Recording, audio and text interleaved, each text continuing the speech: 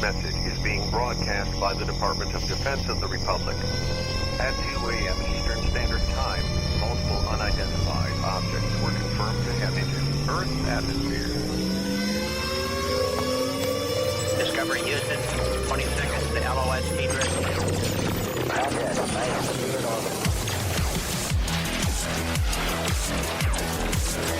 The first message that comes to you is you are a divine being.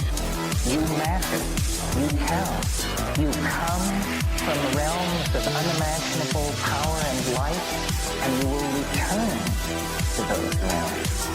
The vast stretches of the unknown and the unanswered and the unfinished still far outstrip our collective comprehension. 5, 4, 3, 2,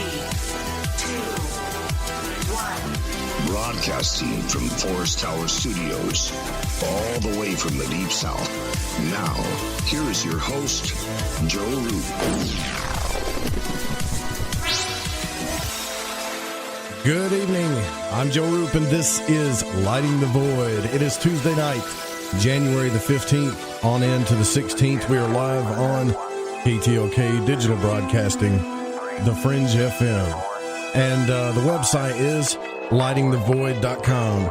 Make sure you go there, sign up, follow us on social media, all that good stuff. If you want to call in tonight, it's 1-800-588-0335, 1-800-588-0335. That number is toll-free from the United States or Canada. And you can text in the show at 501-777-5631, or always give us an email. So follow us, give us a like. Tonight, we're going to go deep down the rabbit hole.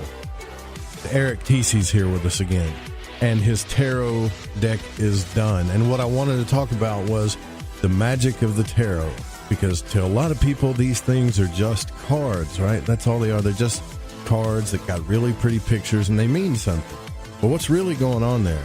And I think you're going to find that this process is interesting because it's very spiritual, and it takes you on journeys that you will not believe. And so Eric is here from wakingcanvas.com, and he's going to talk to us about this process. He actually, last time he was on the show, he was developing it, and you guys know I shared that video all around where he was drawing the hangman card, and it was all over the web, at least from our community, and it was intoxicating to watch him make this card. So he's put 3 years of work into this, and it's ready, and it's here. When you discover something you love doing on an artistic level, you don't really know where it's going to take you, and you damn sure a lot of times don't know how it's going to manifest into the world. Even more, how do you make it valuable to others? Because you don't want to do something that you love. It was really nice to be able to do something you love and, get some return for that. But art, I think, is something that you can leave behind long after you leave this world. Your touch on something. Now, this is baffling to everyone because they think they understand the process and whatever art they're in, whether it's radio or whatever. But there's always a difference between dabblers and professionals, I believe. Stephen Pressfield wrote about this in his book, The War of Art. But everyone has this side to him, which I think separates us from the animal kingdom. You love something artistic. It doesn't matter what it is. It could be like audio. It could be video. It could be painting. It could be sculpting. It could be stacking rocks. But it separates us from the rest of the animal kingdom. Why do we feel this need to do these things? We have this artistic urge. What are we trying to express? Now, as far as audio goes, I'll tell you what I've learned from it real quick. I love audio-visual art, especially audio, because it leaves things to the imagination. A voice that just comes into the room, sometimes uninvited, was always a cool thing to me. So if you're wondering about the process, I can tell you a quick story about my journey into this really quick, and then we'll bring Eric on for the audio of art, and what I've also learned about taking it to, I guess, between amateur and professional. I had 2 podcasts that failed before this one, and I listened to tons of radio shows, just like you guys do. I know you do. And I studied every aspect of this stuff. The no fun side of everything as well, the business side. And I was thinking, how can I manifest this into the world? How is anybody even going to take me seriously? Because I can't stop thinking that's all I wanted to do. Well, about that same time is when I got my first tarot deck. And I remember pulling out that Fool card, and that Fool card kind of reminded me that I knew, like I thought I knew, even by reading all these books, everything about the industry. I would listen to people tell me, well, you know, some people just have it and some people don't. Others say, well, you know, just all kinds of stuff. So I got advice from all different people thinking that they understood these things. But the funny thing about the artistic process, it's unique to you. It's not unique to the industry, so to speak. So when I went around, I called radio stations, and I've still to this day talked to them. And 90% of all digital and terrestrial radio stations charge you to be on the air. And I was like, what? How's this going to work? Then they only want you to hook up to a satellite, which you have to pay for as well. And here I am with my tarot deck asking it questions and flipping things around like, okay, what are we going to do? How are we going to do this? And the thing is it's just a process, and you got to stick it out. And Eric Tecce is here from wakingcanvas.com. And I don't want to get too much into my story because my story's not done. But I want to know real quick, Eric, does that seem to be true to you? Like everybody's process when they come to manifesting this stuff is kind of a magical and unique process, no matter what the advice you get from others. I couldn't agree more on that. To be honest, we are all creator beings in some way or form. I have the sense that each of us have this creative, artistic side of us. It can come out through passions of audio, illustration, video, cooking, even concepts of communications and the way maybe we have connections with others. There's always this creative problem solving, and this is rooted when we understand the feminine nature, and not just the feminine nature, the divine feminine nature, because many artists exist unknowingly to themselves. And as become more aware of it, or they provide the opportunity for that to be welcomed into the world, it becomes a very powerful manifestation tool. And it takes an act of faith in both creativity and in artists themselves, because it provides something that you might not know the outcome of. Sometimes it's explorative. Sometimes you have a vision that can guide you. And with any journey, many hiccups can come along the way. We adapt, we grow, we understand the best approach is more day by day rather than just pushing through. And taking that gamble on the self is providing us creativity to show itself. In a way, creativity provides a door for even spirit to come through and art to take form.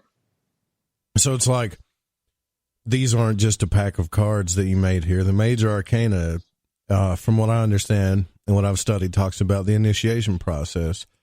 But isn't it weird, like sometimes when you really start to get into the tarot, you can ask this, I guess you could say this oracle a question. And not only will it reveal to you what's going on, it can halfway manifest stuff that goes on in your life too. And you start to trip out on it because it's just a little card with a picture on it. How does that work, right? Well, that's the beauty in it. The very nature of tarot itself comes from this concept in which we, intentional conscious awareness, is able to seek guidance from universe. Now, this practice has been going on for years, and it's not just with the tarot. The way people have pulled runes, divination, even synchronicities, the idea of animal totems, and many other signs that show up, even through dreams itself. These are subjective interpretations that connect individually to us. And it's very unique because the same symbol will not mean the same thing for another individual. But the experiences we have in life and the connections and energy that either we hold on to or are fully strongly attracted to will hold emphasis to guide us.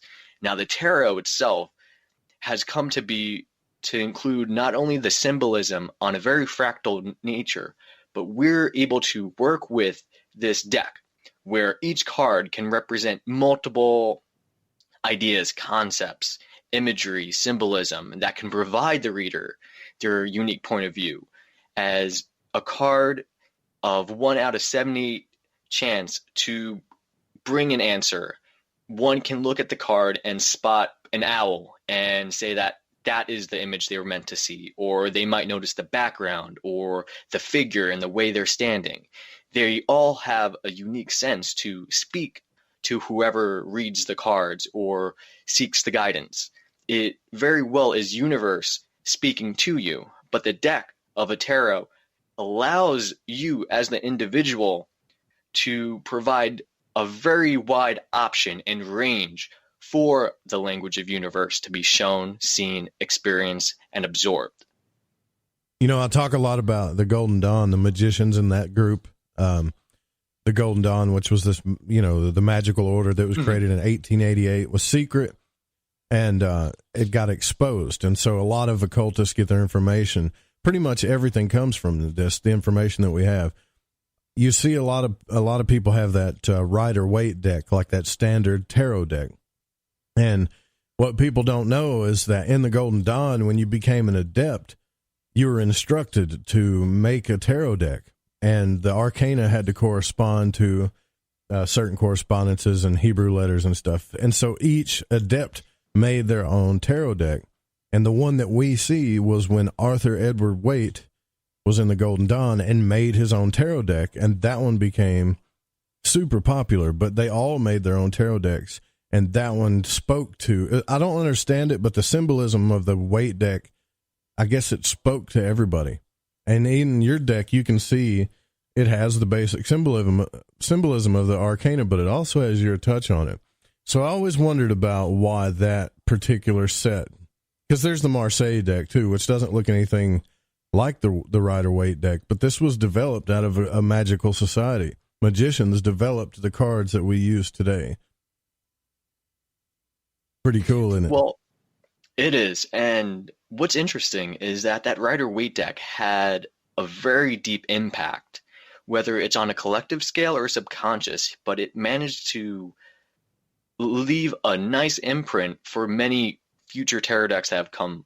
Now, it could be due to how each card was hand illustrated and painted, having this energy in it. As thought itself is energy, art can carry that, as well as the provider from the artist.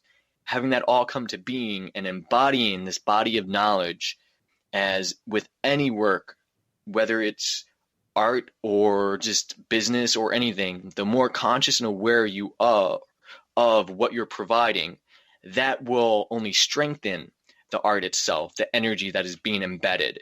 It is like putting this energy into a symbol, and that symbol becomes a life of its own. With the Rider-Waite, it was a very clear and clean approach to provide many levels of symbolism through each and every card. The introduction of the 22 cards of the major arcana have a very strong parallel to the 22 paths seen in the Kabbalah. And with any of this, the symbolism found in the tarot, you can see similar resonances from the astrological points of view. You can see resonances through runes. There's a lot of different overlays, and the interpretation of these symbols are representation of those unique resonances. Whether you're pulling it from the symbolism itself or the idea and concept being expressed, it is all just part of nature falling together.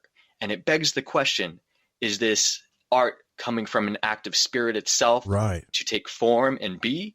And are these artists themselves are acting pretty much as the modular to provide the hands, the work, the effort, and energy to make it all possible? And once it is possible and put out in there to exist in universe, to be shared with the collective, that has a life of its own and carries forth that. Now, that separates the art from the artist, but that's a much deeper topic all on its own. Yeah, this whole thing is fascinating to me. When I first studied scrying, I was in the Golden Dawn books. They had you meditate on one of the cards, right? So one card a day and study the card. But somehow, to me, I'm like, okay, I got the candles out and I'm looking at the card. Is something magical going to happen? And day after day, nothing would really happen, so to speak, except for what was on that card. If I started really paying attention, I could see what was happening. And then I started kind of divining. But one time, I'll never forget this, and I want to know if this has ever happened to you. I put on a Well, Jason Augustus Newcomb has audio that you use for scrying with tarot cards. In other words, just going into the card and visualizing that you're actually there with that card. And so I fell into this, like, I guess you could say trance state. And I ended up passing into a dream into the card for the Sun card and the Rider-Waite tarot, or I think it was a Paul Foster Case tarot. And the sky was yellow, and I could see the little baby. Yeah, it was the Paul Foster Case one. And he was in front of me, happy and smiling. And then I kind of, just woke up, and I was like, what the hell was that? Because that wasn't really a dream. It's something that I passed through in this state of, I guess you could say, hypnagogic state, right? And so I immediately got the journal out, and I was like, okay, yeah, there's some power to this symbolism, because usually when I fall into that state, I just start dreaming crazy stuff. But those symbols took me there. Did you ever use these cards for stuff like that, for meditations or scrying, or did you ever have any crazy experiences with the cards? In my approach to creating the tarot, I wanted to take a very unique spin on it. There are many decks out there that simply attach images to them, or are simply put together, or try to just emulate what has been done. Mm-hmm. My approach was to reinvent it, to break down the symbolism and represent them in a manner that speaks the same language the artist initially put into it. So Rider-Waite, that whole idea, the concepts of these ideas that the artist has brought to life, it has this very fine-tuned resonance that when you tap into it, it gives you that same feeling as if someone wants to manifest wealth and they themselves decide to say, oh, if they believe that they're wealthy and allow this thought form to take place, we attract this. We make this known. So if you are scrying and working with the cards to that sense, we are able to both act as a form of inspiration given from the card, as well as provide ourselves something deeper, where if we're able to, like as you have expressed, going into a dream, that provides us a very unique subjective experience to have universe talk to us and give us an experience that's impactful because we're going and living through it. You can wake up from it, and the sights you saw, the way you felt, the visions, everything, it's just waking reality, but through your perspective. Now, each and every card can act as a form of inspiration, and inspiration pretty much is a form of an awakening program. It triggers something, it carries something, an idea, a concept, and that's why the idea is that you're sparked. It literally sets off this match, and as soon as you set off a match in darkness, the things that are revealed are very much could be infinite. It depends on how much light you're working with and the direction you wish to take it. You can explore that deeply, but where we are able to be guided from it is partially what is meant to be experienced at that time, plus the resonance that we're tapping into. There's been times in my own art when creating each and every card, let's say the Major Arcana card of the Fool, it would be my very first card I approached because it was stepping into a new journey of creating a tarot deck. Or when it came to the Hermit, it was a time to dive within the self to understand and get clear where I stand. Each card has this unique path and the cycle that the cards go through. They speak of this whole journey that we can explore and spiritually grow.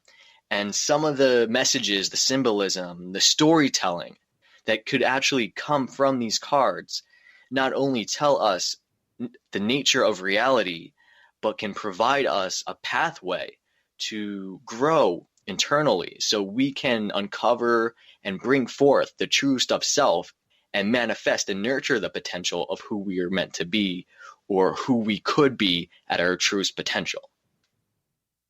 Man, you're so spot on that. I remember the time, man, we had to make some changes on the network, and these changes weren't easy, right? So certain people had to go, some people had to come, and I did because I wanted to talk a little bit about divining with the tarot. So I did a divination, and sure enough, that old death card comes out. And when people see that death card, they think, oh, damn, like I'm going to die or something terrible is going to happen. But then, if you put I did the past, present, and future type thing, and the present card came out to be death. And a friend of mine, Jerry, did another reading for me with, I think it was like a Crowley deck. And sure enough, the death card came out in present again. And I was like, man, this is bad. Is the network going to die? And this was like last year. He goes, no. Whatever you're doing now needs to die. Something needs to change, or it's on the way of changing.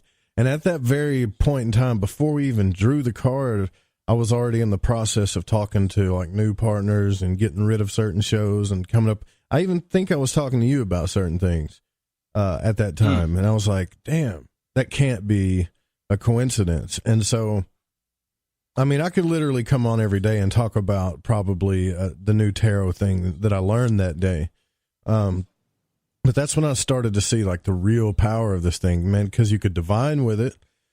You could study it to learn the initiatic process through your spiritual journey. It was almost like having like you say, there's something on the other side kind of talking to you, but it can't talk to you like you and I are talking to each other now. It has to talk to you through symbols and colors and things like that. I don't know if I'm making any sense. Subjective symbolism. Right. Yeah. And when you're discussing that, it's when we dive into the death card, people see that this is the label that has been provided to this card. And when we see that surface level, many people think, oh, it's the ending of something. Something must die. But as with a tree that falls to the ground and no longer has life, it becomes fuel for new life to be reborn. Right. When I was working on the deck itself, I wanted to honor the tradition of what the tarot has brought forth. But I see the death card as more of a rebirth because it allows a transformation to take place.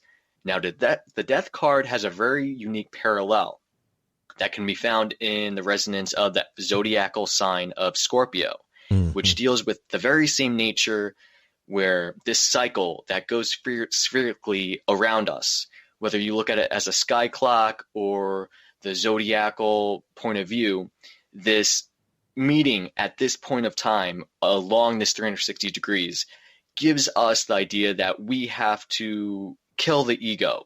Now, metaphorically and metaphysically, this gives us a brand new state of mind where the hangman leads right after the death card because we have shed what is no longer a part of us. It is the snake skin being given back to the earth. As we are still existing, we carry forth a new form, a rebirth of the self. And when the hangman is met immediately after the death card, we see things in a new perspective.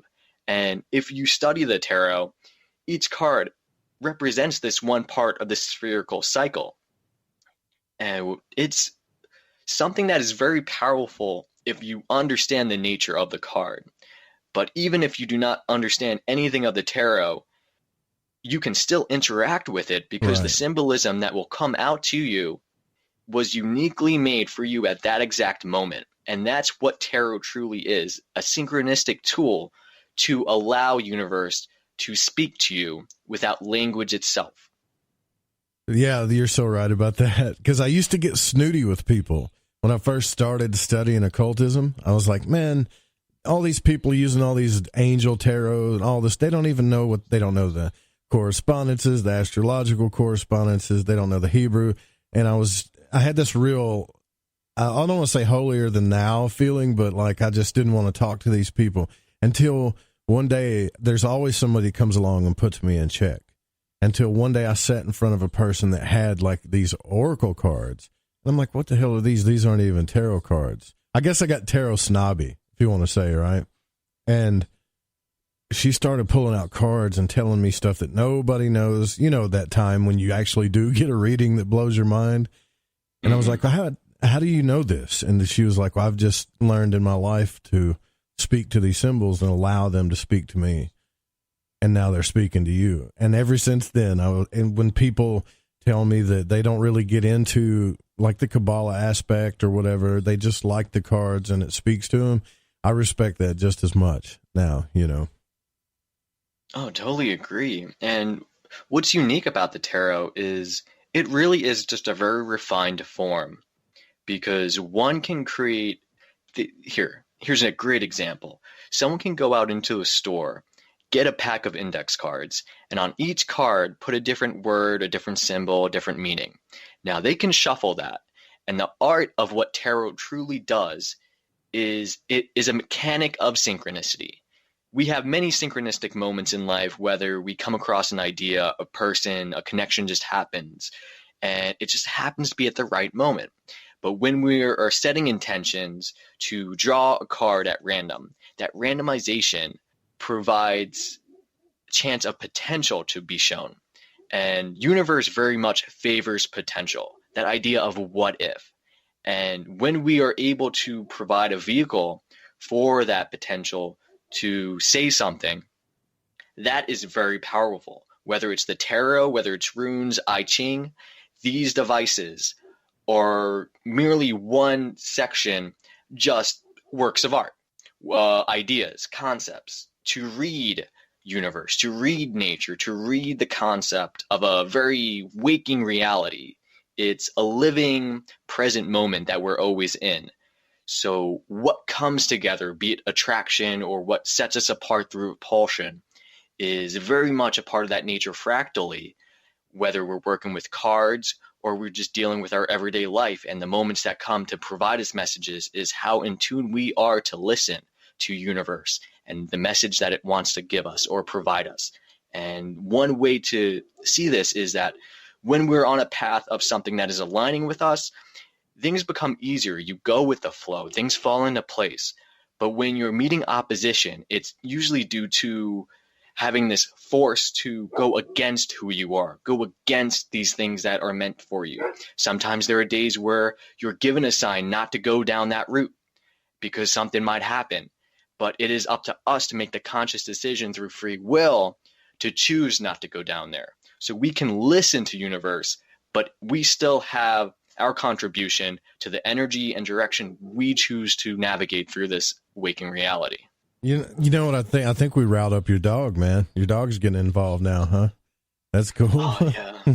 Listen, when we want to do something artistically, we start thinking like, how are we going to manifest this? How are we going to make this become real?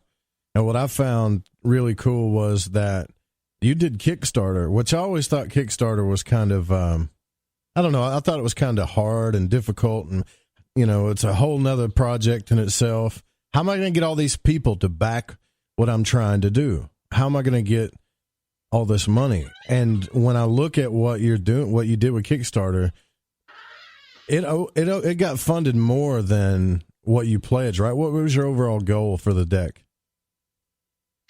I had a goal to raise, I believe, $15,000, and it cost a lot to actually fund production, printing, shipping. And I took a very unique approach by actually assembling the deck myself. So it's not like I'll have this one company do it all. And doing the research, making sure you got everything right and everything aligned, and you're trying to work with all these forces to come together. But what's unique about it is that when you have the vision and put the energy towards the concept, you welcome that potential to manifest. You allow it the opportunity to show itself. And when you provide that gateway, there's almost a support from universe itself that it wants to manifest that what if. And if you have this very solid harmonic approach to work with universe and to allow something that is more beneficial, for example, a tarot deck itself is a tool, and it provides an artist an outlet to express the symbolism. Whether the art itself is truly up to the artist and their awareness is a whole other story. But when you're able to put that out there into the world and others resonate with it, or universe sees that this is something that will provide growth or provide universe a way to speak to others, there is something magical behind that. So to the degree, it's a trust and faith where myself was not 100% sure if this was going to be manifested.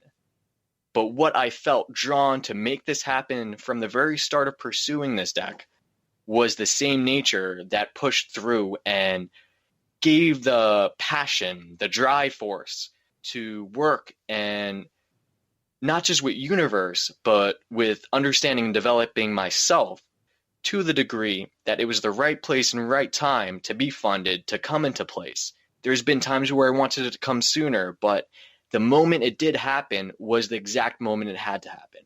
And there's certain degrees to it. So there's a 3-year period in which this whole deck was in development. Wow. And the concept to think of and understand the deck was very important before actually pursuing it and just throwing something at the wall. Because many artists can just wing it. There's a degree where artists can get very lucky by tapping into this water or this collective, this idea, this concept that is foreign to them. And aspects of sacred geometry and all this can show up in their art subconsciously. And that is an aspect of art and artists themselves. Because when you're working on art, many people tap into this zone, this silence that is similar to meditation. Mm-hmm. So we let in this receptive point of view where universe or potential ideas, concept, whether it's the energy of planets, whether it's just how we want to drive spirit through us, or the refinement of vision itself. Don't you doubt sometimes, because what you're saying, it sounds like man, that's too good to be true. It's extremely woo-woo, right? Are you telling me? Woo-woo. Yeah, are you telling me that I could tap into the universe and manifest just whatever I want? That just doesn't sound real to me. Yet, guys, I'm telling you, not only have I watched Eric do this with his tarot deck, he got, I think it's up to like almost $27,000 in backing, and it's done. It's ready, right, for people to get. Like, they can get the deck right now. Not only did he do that, but this has got to be, and I've seen thousands of tarot decks. I bet you at least 1,000. This has got to be one of the coolest decks I've ever seen in my life. So you're a living example of what you're talking about here.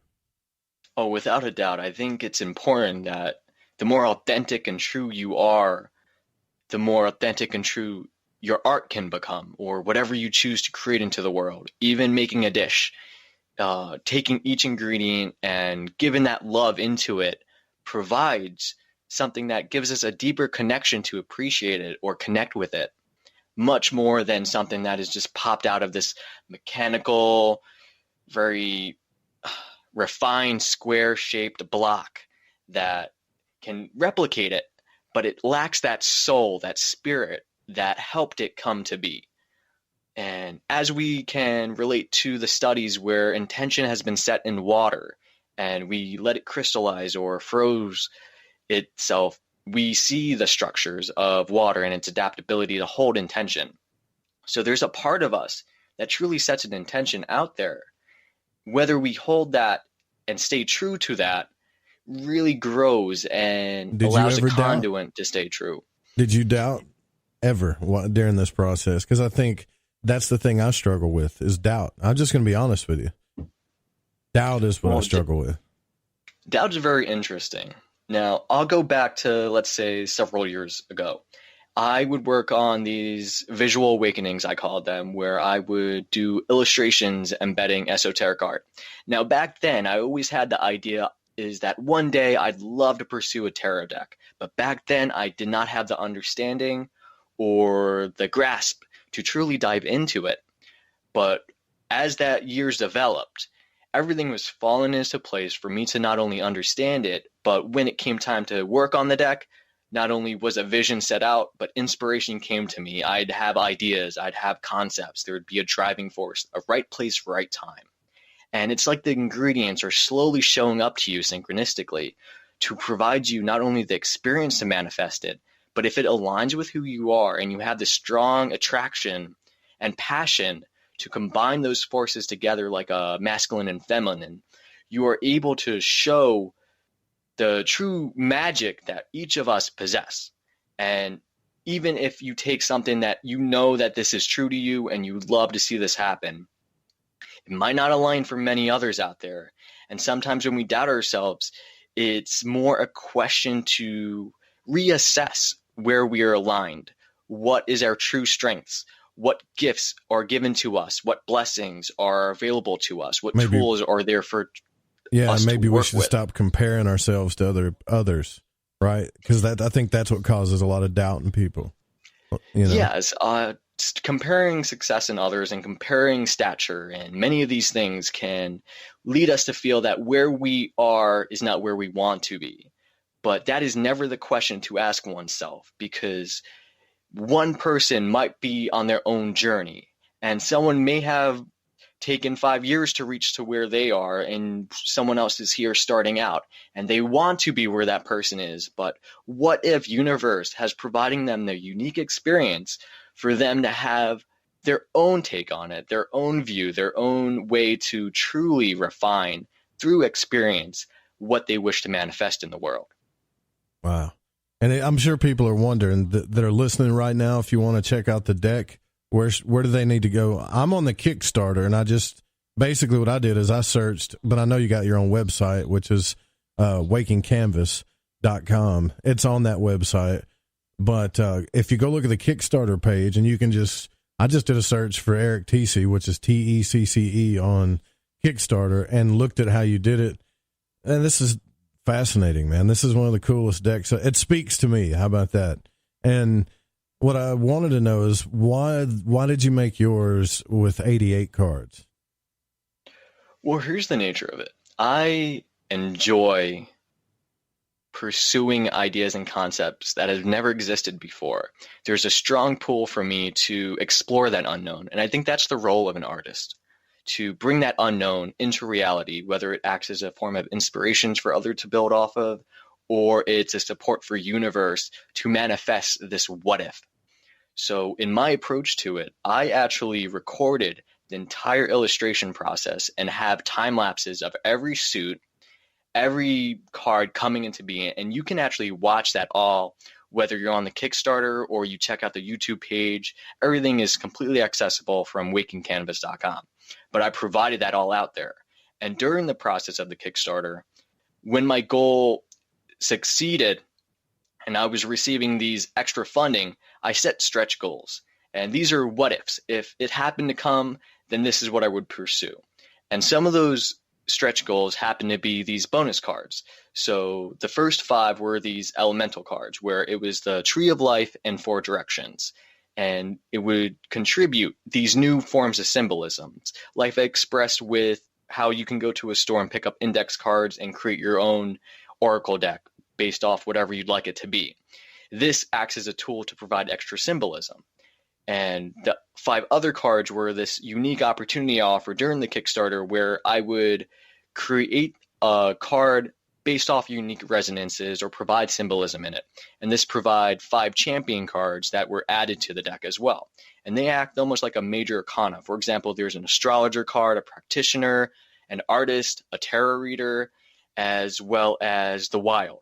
And these are all little things that happen to come together really well and contribute and expand upon what the tarot deck represents, and adds a whole new library of symbolism that people can work with.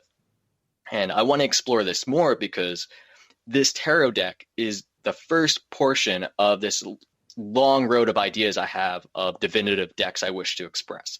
And one of the next ones I have coming up is exploring and recreating a map of the sky, mapping out the constellations and getting to understand the resonances of both the zodiac as well as the mythology behind it and the idea and how they came to be and formed. Now, this can come up as an oracle deck as well as serve as a tool for astrologers, or it can serve as a constellation learning tool. There's many levels that these divinative decks can act as, but they're all still the same forms of art.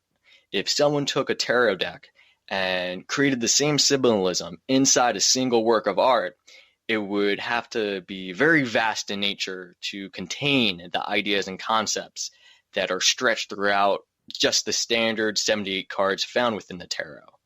So to add to that, you have to both understand the nature of the tarot and add a contribution that if this card was to come up for a reading for somebody, what point of view does it offer? What contribution does it bring them? Enlightenment, ideas, concepts that need to be brought to awareness.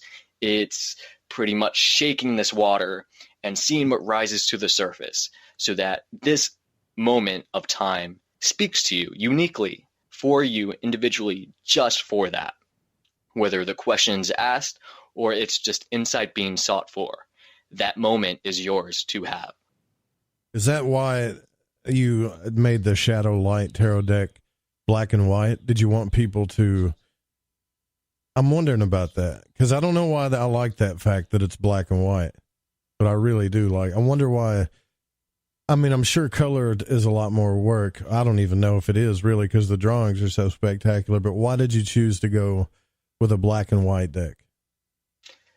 Well, that comes down to two aspects. One, I personally love the style.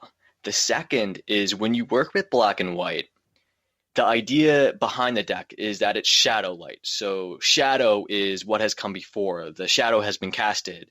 The tarot is a traditional deck. So my play off shadow light was to provide that I reinvent the idea that this has come before and provide the light that comes through it. And with this style of this deck, the black and white, if you can have a very solid, balanced black and white image, it is impactful. You can add color and depth, and this adds a whole new level of language. But the core essence of the cards, the symbolism, the images, each card has its own sacred geometry. And what's unique about this deck, too, is that each of the suits, the major arcana, the 4 suits, and the additional cards, they form this infinite panorama. Something that is hardly, if I believe there's only one other deck that has ever come before this that has applied that.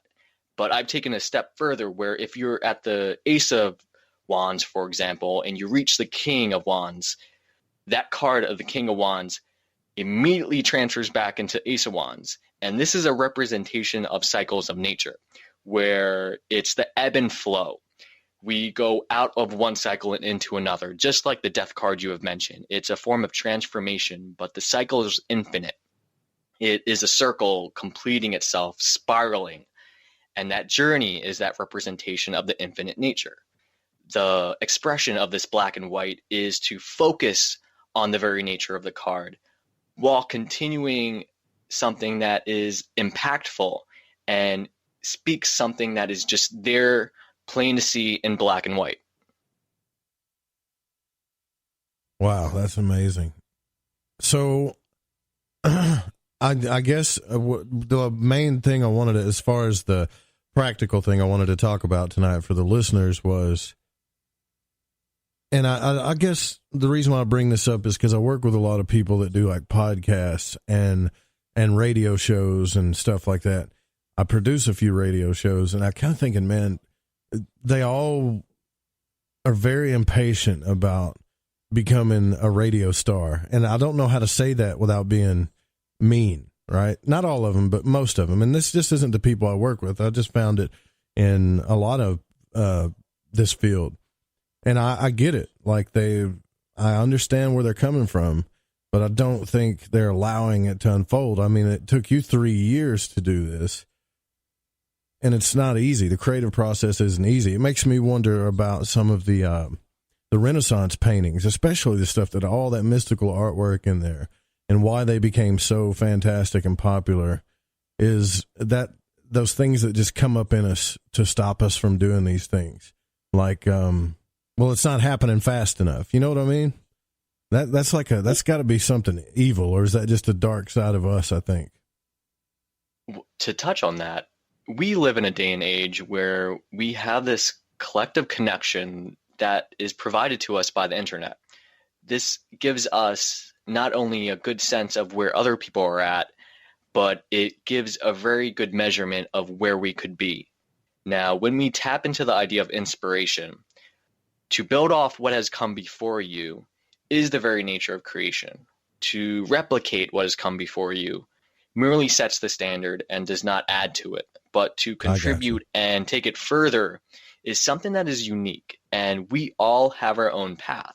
So to honor that authenticness is something that provides a whole journey, much like a dream itself. It provides you at the end of the journey this learning experience that we carry forth within us, whether you see that as soul growth or the contribution that has gained appreciation. Sometimes we go through a rut so that we can greater appreciate something later down the road. Sometimes we meet failures so that we know that we learn from these mistakes so that when the time is proper, we can make the biggest impact and make it the most we can be. At the end of the day, it's not about what we're contributing to others, but how well our relationship is to ourselves and how much of ourselves do we bring that is the truest nature of who we are out into the world. Man, you're like a young Buddha. Anybody ever told you that? You're like a young Gandhi or something, man. How old are you? Just out of curiosity. I believe I just turned 28 in December. 28. I'm a nature spirit, so I don't keep track of time. Everything's temporal. I know, it's just the moment.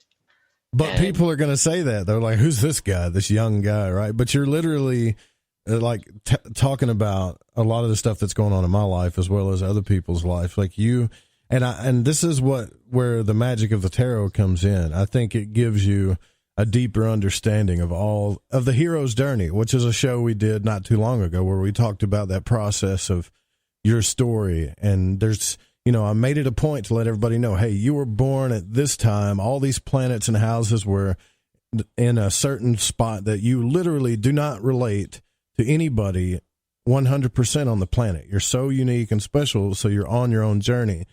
And when it comes to manifesting stuff, it's cool to have tools and guides, and we don't have like this spirit master that can come down every night and tell us what we need to do. The tarot to me is a lot like that spiritual guru that's out there, but it comes and speaks to you in the form of cards and kind of guides you through a lot of different processes in your life. Oh, I couldn't agree more on that. I've actually been more into astrology a lot longer than I've been into tarot, and I can do a whole entire show probably just on that alone. And when we see what is nature, what is universe, we are able to better understand how to navigate through it. Astrology is a great way where we can look at the larger, bigger picture of what's going on. If the moon can affect the tides, then why not planets affect the tides of the brain? If we're 70% water, this influence of what is meant to be attracted into potential, the resonant moment of the present, which is always ever present, this musical tone from each and every planet, from each and every sector of star of light, bringing in this unique energy, and how we allow that is something that we can take collectively of the growth that everyone's going through, or individually, the very unique path. And even by a minute's time, the location of where you were born, everyone has this unique birth print of light that represents these multiple aspects of self. Now, astrology has always been a mixed bag for most people, thinking there's this just sun sign that represents who we are. And we're not just these 12 people, that everyone has one of these 12 personalities. It's a lot more complex. If you take a look at how many stars are in the sky, this is how many sources of light, of energy is being permitted. And the stars that we see in that present moment have taken plenty of time for that light to travel. So we honor what is happening in that present moment by interpreting what that light may represent, what manifestations is being asked for universes to attract into being. And we have this free will component where we go through our own experience based off how we interpret this energy that is always constantly going on like a melody. It is a hum. It shine like the sun. It just does it. And it's alive. It's always going and it's always growing. And there's this synchronistic moment of everything falling into place. Or if somebody study the stars, they can see these cycles of nature. And even if you don't study the stars and pull from guidance of tarot, it's still this interpretation to read the resonances that are going on and to take it on a very more, let's say, abstract point of view. It is going in nature and studying in nature. When you're in nature, what you're actually experiencing is these trees, these plants that are just living in the present moment. They don't have this thought. They are still alive, but they're not constantly having that chatterbox brain go off. So you're in this environment that promotes you to be more in tune to who you are. You're not receiving what's coming out from the TV or the thought forms of coming from your neighbors or any of the likes that could influence or could be absorbed.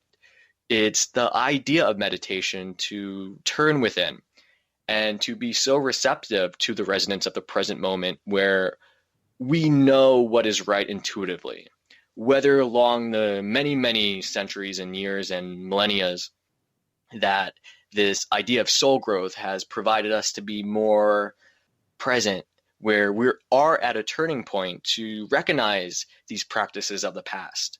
And I think there's a lot of ideas, such as ancient civilizations and cultures who worked with the frequencies and understood the stars and understood the sacred geometric nature of everything. This acts as a resonance that we can tap into. And when you are understanding and working with it, what can be provided only strengthens the direction we take in life. Yes, another thing too, though. Like, I get a lot of times back, I didn't mean to interrupt you there, but I get a lot of people saying, problem. There's no way that you can prove that these planets and the moon and all of this stuff is affecting us this way, like you say it is. I said, okay, right. So there's no way I can scientifically prove to your material mind that that's what's going on. However, I can tell you that all of our religions, as far as the mythology goes, and all of our myths and everything that we know as based off of this sky clock, right? It is the clock that people use, and they would study, okay, when the planet is at, I guess, this side and this sign and this house or whatever, these things tend to happen.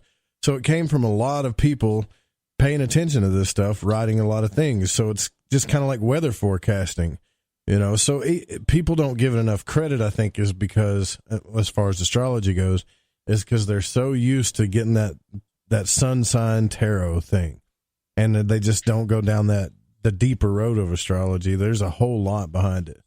It is a very complex topic. Yeah, it's a lifelong study, just like any. I agree. And that's why I don't like talking about I like talking about magic, but then again, every single show I talk about it because all of the subjects in, I guess, magic or in occultism are lifelong studies. The tarot can be a lifelong study. I know the builders of the Adytum even made an order, like a Golden Dawn order around the tarot, right? And it takes 6 years just to get through it. Isn't that crazy? And so the tarot is a lifelong study. The Kabbalah is definitely a lifelong study. Astrology is. And so people get kind of, what do you call it? They get intimidated by it all. And then they go, well, the people that they know the stuff, they're running the world. And I'm like, when you say that, you're taking your own power away. Your God-given magical power that was given to you as a child and taught to understand that this stuff was evil and people that know it are controlling the world. And yet to me, it's just the opposite. It could be the opposite if we could actually manifest something different. If we could cut those beliefs out, I think. And we can understand many perspectives of it, but one can take the route to disprove astrology, and their research into it would only provide a better sense. It is more the lack of understanding that gives us the intimidation rather than being able to be open for the concept.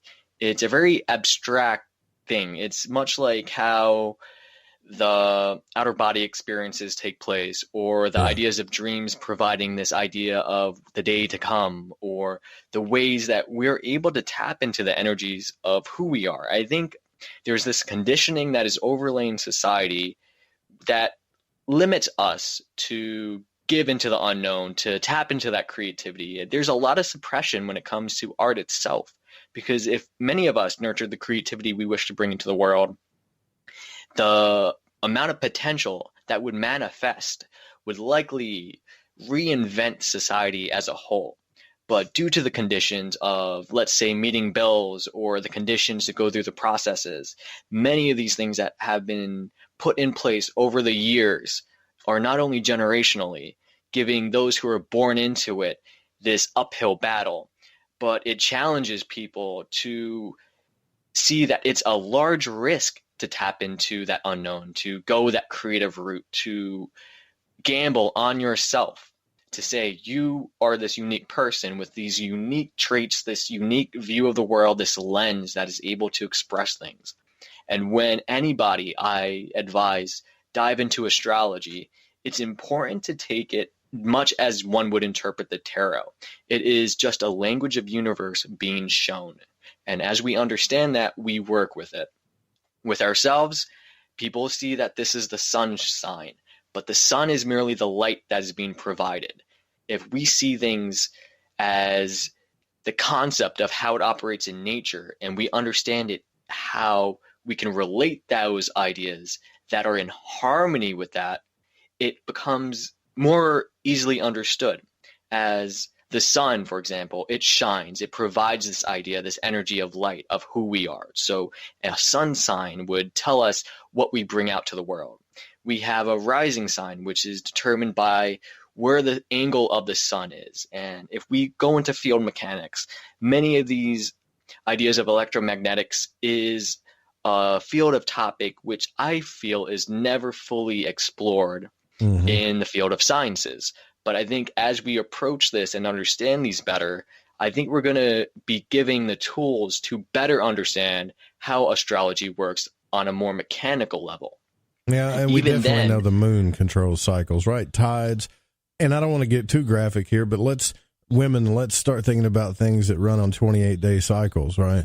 Let's really, let's really look into nature and see what's going on. We do got to take a break here. We skipped the first one, but when we come back, I want to talk about the subject of the dark stuff, kind of, because I have another friend who said, well, I started getting into tarot, and then I realized tarot was taking me away from God.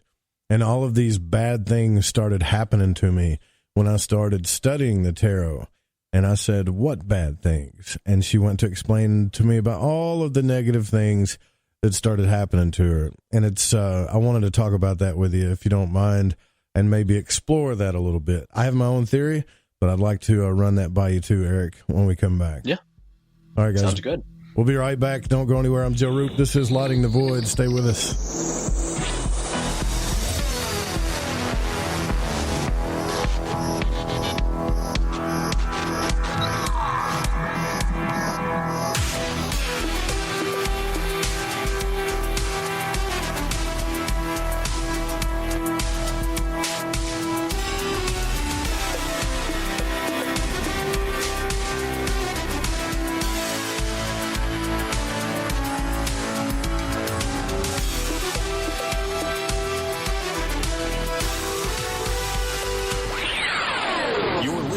Lighting the Void Radio. The truth is out there. There's something out here. And so are we. KTOK Digital Broadcasting, The Fringe FM.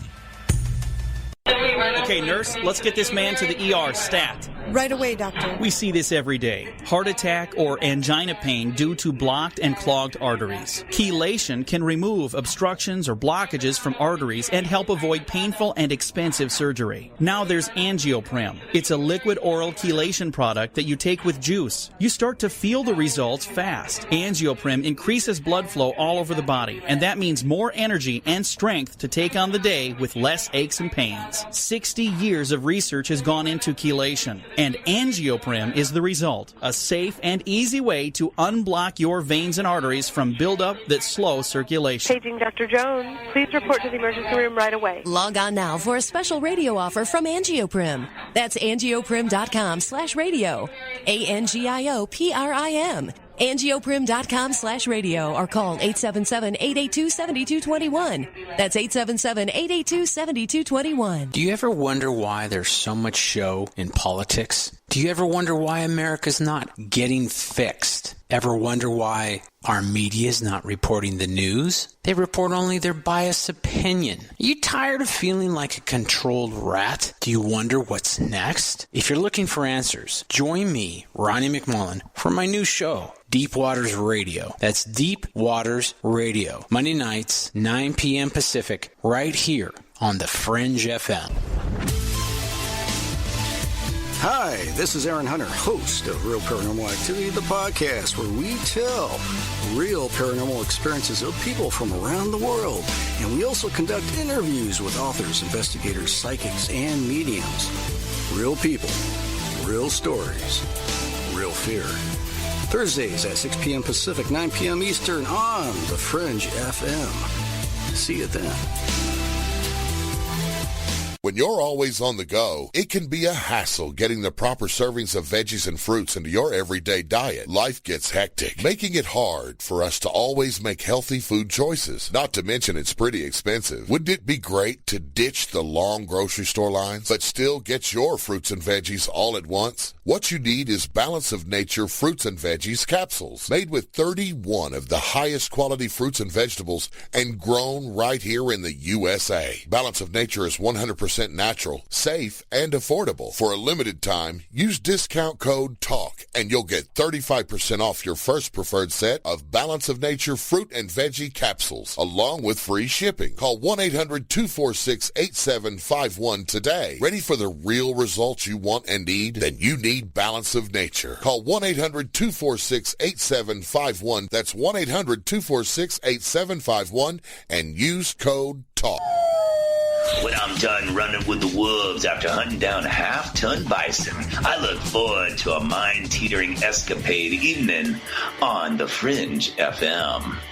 So, you love talk radio? Then you'll love TalkStreamLive.com. TalkStream Live is always on, 24/7 with the best streaming talk shows. Find your favorite talkers and discover some new ones. It's free, readily available online or on mobile with any smartphone or tablet. Finding your favorite talk shows all in one place has gotten a whole lot easier. Just go to TalkStreamLive.com. Be sure to download the free apps from Google Play or the iTunes App Store. This is Cortana from Shift Happens, telling you to pour a glass and park your ass because you're listening to KTLK, The Fringe FM. Shifthead. Folks, this is very important information. What's to be said about CBD? AncientLifeOil.com. Our CBD is made from hemp and has 0.003 THC, which means this wonderful product won't get you high, no matter what amount you take. What does CBD do for the body?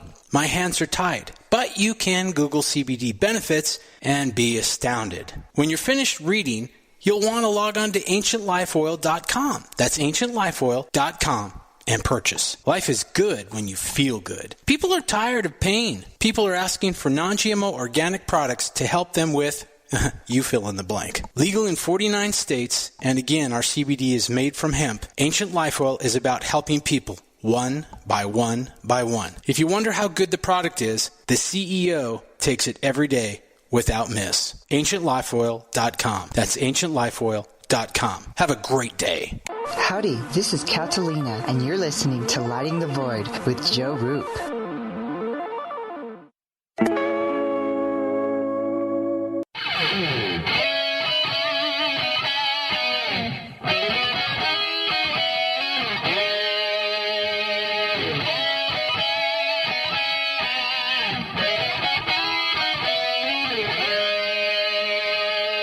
Welcome back to Lighting the Void. Tonight we are speaking with Eric Tecce from WakingCanvas.com, who did an amazing tarot deck, and that's what we're talking about, is the magic of the tarot. And we're going to get into some deeper stuff too, actually, some dream stuff here.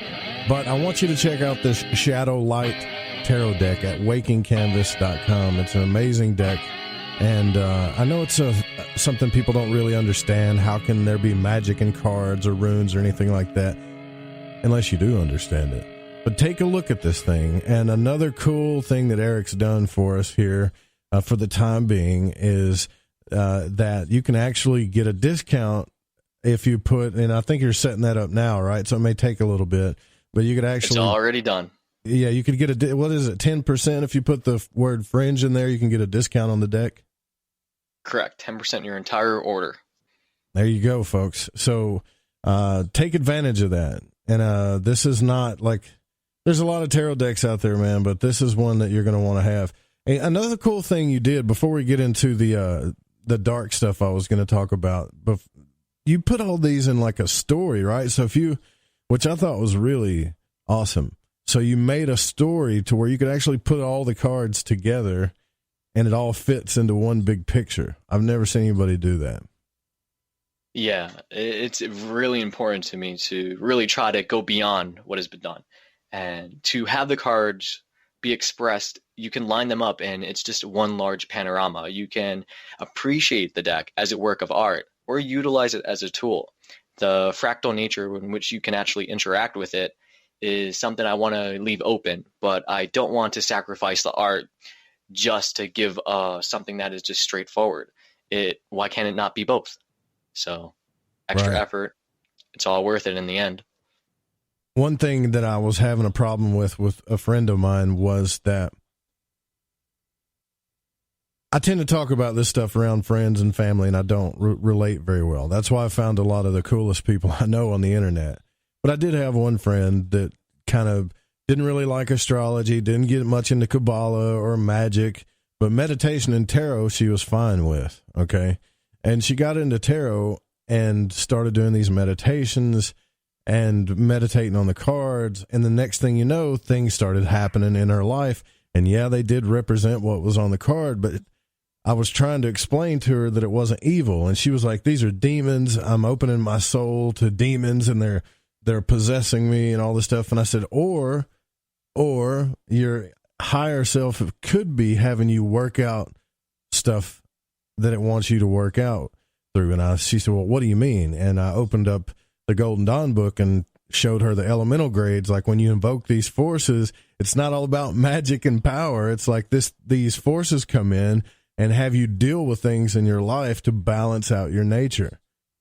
And she was like, well, I'm not buying that. These are evil demons. So I just gave up. Have you ever run into people when they say the tarot is evil? Where I'm from, they do. I don't know about where you're from, but that's what they say around here. If I knew other people locally who knew what the tarot was, that would be quite interesting. So, okay, then you can relate. Yeah. Then, right? Yeah, it's a very fringe out there concept. And I think that is going to be a very common pattern when you're dealing with a cult, let alone philosophical or even consciousness related ideas and concepts. So to stretch on to the infinite potential of what is could be very scary and intimidating, especially if we're very comfortable with structured beliefs or points of views that we are so structured to shape our lives around.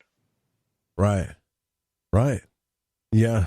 For instance, I went on Grimerica show and talked about this because they wanted to talk about magic. They wanted to know about magic power and all this stuff. And I was like, well, I'm talking about ceremonial ritual magic, right? So these guys, after they went through the neophyte grade, they would invoke the powers of Earth. They would even use the tarot cards and the correspondences on the Kabbalah. And the universe, funny enough, would have them round out their earthly things like finances, health. If they had any motherly issues, that stuff would come out. And you weren't really to move on to the next elemental grade until you rounded out that nature. So it was a process of elemental purification. And everybody got all disappointed. They're like, well, I thought magic was about like wands and casting spells. And I'm like, well, that's like practical magic.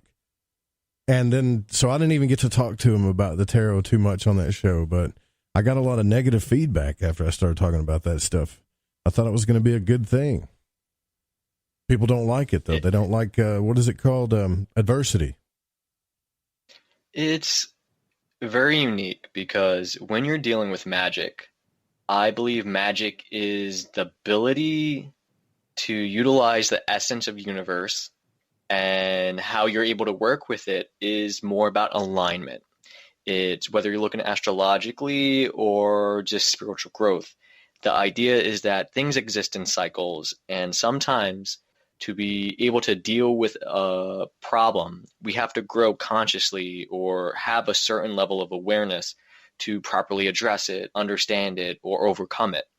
And I think a very practical way of looking at it is how one can detox the body, or if somebody's fighting a flu out of their system. If you're providing your body with junk food and stuff is not going to boost your immune system and your body's not able to fight it off, you're already in a downhill, or I should say uphill battle to overcome what you're about to face. But if you're able to detox and clean or provide your system with what is necessary to overcome it, you very well not only give yourself in a good standing to move forward, but it's a very driven force where each cell of your body to heal wants to heal. But you got to allow each and every cell to heal. If you're willing to just jump ahead, your body might not be strong enough to handle whatever you put it through. And if anything, that could even cause more damage than good. So it takes the ability to detox and go through the junk that we've collected over the years. To the emotional baggage is very important, because what we carry forward with us is a part of us. And there's so much that we need to shift through to see what is truly who we are and what have we picked up from the external world or from society conditioning, or just what has been indoctrinated to be a belief structure we are so stern to carry forth. Because when we deconstruct who we are and build only what truly matters, not only do you have depth, but you have substance that carry meaning. And not everyone's willing to go through all that work, but it is work. Sometimes that work you put in, what comes out of it is something that is going to be much grander than you can even realize prior to doing all of it. It's kind of a gamble, but where we go with it is what we take with it. We have the potential to either choose not to do anything with our lives or make the most of it. We can think the world is a horrible place, or we can see that there is an infinite amount of potential that can happen. And to experience that, to welcome that into our lives, is a conscious point of view rather than ability to say if you can do it to begin with. Yeah, it's funny how that works in astrology too. When you get a real reading for the first time, like your birth chart reading, and they go into the heavy aspects, your strengths, your particular strengths, and your particular weaknesses, and your particular karma or dharma, however you want to look at it. And you're looking into all of these things that you know is true, but you don't really want to tell the astrologer that, do you? Right? So, I mean, for the people that don't believe in it, I would say take a chance, get a real birth reading as far as astrology goes from a good astrologer like Jeff Harmon or Austin Coppock or Mary Ducina, or study it yourself. There's a lot of good books on it. And really, honestly, there's some really good astrology out there. Applications, software applications now too. And when you read the aspects, not just the signs, suns, and planets, but your strength and weaknesses, you're going to find that a lot of that stuff is really true. But now the cool thing is you can look at the heavens and say, I have a guidepost now on what I can work out, which I always thought was cool, because it's real confusing when you just get tossed on this planet and you're just a little baby like a beached whale, and you got all these other beached whales telling you how life really is, but the universe is actually there to help you. And it does this through symbols. That's why I think we're discussing this tonight. It does this through things like the tarot or music, for that matter. I can get too deep with that. But I wanted to also talk to you about dream exploration, because that's how I found you, too, was through a mutual friend, which was Butch. And then I found your vlog on YouTube, and you were using these, I guess what my dad used were like shooting glasses, you know, those yellow glasses. And you were talking about using those to help with the light and do dream exploration. So you were really diving on exploring consciousness. How's that been going for you? Are you doing better with the dream stuff now? It's very interesting, the path I walk. It's every topic while also focusing on where you can, because going into food, the nature of food and how it can contribute to your body, the idea to work with the universe, to work with your dreams, because dreams can provide insight, even astrology itself. I think it's about reading the codes of universe. If you can interpret and speak that language and understand the code, it will aid you on your journey. It will allow you to say, hey, it's raining outside, bring an umbrella. But at a sense where it's telling you, all right, you're going to go through this challenge. You can either prepare for it and be aware of it, or you can take it as a kind of advice from universe and be like, all right, if this is going to happen, well, I'm going to be a little more conscious not to fall into my little pitfall or to trip over myself knowing that this is not the greatest time for it. And I always find it funny because I have this idea where imagine, for those who are aware of Nikola Tesla, imagine being Nikola Tesla back in the 1900s, and you're just trying to convey how you've managed to have wireless electricity work. And I feel that is very much the same way where someone as an astrologer is talking and giving this information out, but the ability to digest that is on a whole other level. And I think conscious consumption is a very important topic that I try to advocate, because what we take in kind of affects who we are. It's what we provide the body is the fuel. So if we can provide it what it needs, it can be at optimal potential. But if we just feed it the junk, sometimes it's harder to perform at the very best, or it might require a little more effort or work. Or sometimes it's like going upstream. You can do it. It just takes a little more push and power. And when we're diving into astrology, and this will relate to the dreams, is that I think astrology is one way we can better understand ourselves. At the end of the day, however we do it, whether we connect through dreams, connect through astrology, or just connect through self-reflection, or even just understanding who we are, the more you are in tune to understand your truest of self, the more you know what works for you, what doesn't work for you, how you operate, who you are uniquely. You can't measure against everyone in a comparative manner, but if you focus on your strengths and provide that out there, not only will you align with something that is actually very worthwhile and meaningful to you, but the energy that you put into it turns work into play. And I think more people need to find that in the world. And that's kind of the path of an artist, to be able to understand, all right, this is what I'd like to do. And when an artist goes out and creates something, they're not like, oh my goodness, I don't want to do this anymore. This is just tiresome. They're like, oh, I'm having fun. And then at the end of the day, like, whoa, this just got created. That is incredible. And it's ability to allow ourselves to go through that. Imagine, guys, like there's this guy I really want to go on the show. His name's Damian Eccles. He was one of the Memphis Three that got accused of murder, but later found out that, you know, they were innocent. And he was on death row for 18 months, right? And he wrote 2 books about magic. And I'm reading his book right now, and he talks about how, you know, we complain that we're bored, but imagine being locked in an 8x8 or solitary confinement. What are you going to do? The only thing that he could do is go to the library. So he really got into these magical texts and books about consciousness and went on an inner journey and knows a lot more about the fundamentals of magic and the concepts of it, and can explain it way better than I can, all because he got locked in a cell, right? So, and he was, you know, to this day, he used magic, he said, to, which this is kind of funny how it works. And I don't know, people are going to be like, well, this doesn't make sense, but he did use that magic to manifest him leaving jail, right? So before he was on death row, nobody ever got released from there, ever. If you're on death row, you were done. You're going to die. And so imagine like having to put all your faith in magic to do something no one's ever done.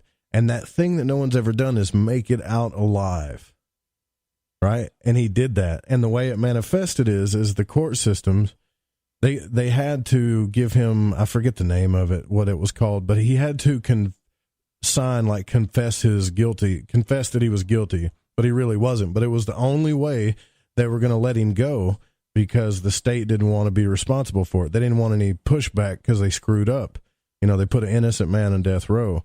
And they told him, look, if you don't sign this paper, you're going to be stuck in court costs, and we're going to just drag this thing out, and you're never going to get out of here. And so he signed the paper, but he believes that Magick manifested that, where I guess a materialist would say, well, that was just finally somebody got around and the appeals finally worked. I believe that he magically manifested it. Because, I mean, think about it, right? Like, he appealed the case several times and nothing ever happened. But when he started, working with Magick and actually getting into his consciousness, exploring the inner universe, and then started working with these forces, all of a sudden, he got an appeals case, the DNA stuff came out, and it happens like in coincidence. So it never really, it's not like Harry Potter where somebody waves a magic wand and a frog comes out of nowhere. It always happens within the laws of the universe, it seems. And that's the mechanics of it all. It's all about alignment with cycles. And there's this falling into place that will come about for people who are able to work with universe, nature, these ideas of magic. Because many of us are, or most people who are watching television and understand magic, they see magic as, like you said, magical wands and stuff happens. But in reality, it's much more complex. To think how something so synchronicity could be just a random spur of events, but to really dive in to see how the chance of that event occurring, for everything to fall into place, for that to be there at that certain time and this to go by then, it is partially two sides of a coin. And you might understand this more as you understand radio. So if you see the radio, you emit it through a tower and you send a signal out there. Now, the wave of that signal is going out somewhere, but the field in which it can resonate within is this limited construct. Now, the field is the wholeness of everything going on, while the wave is the direction of where it's heading. So you can put that idea out there, and if you set intentions, that's thought and energy. If you align with it and it comes from an authentic nature where it's not just, oh, I'm saying it to say it, it speaks from a deep level of self. And you give that energy to it. You align with it. You stand in that. That is standing in the power.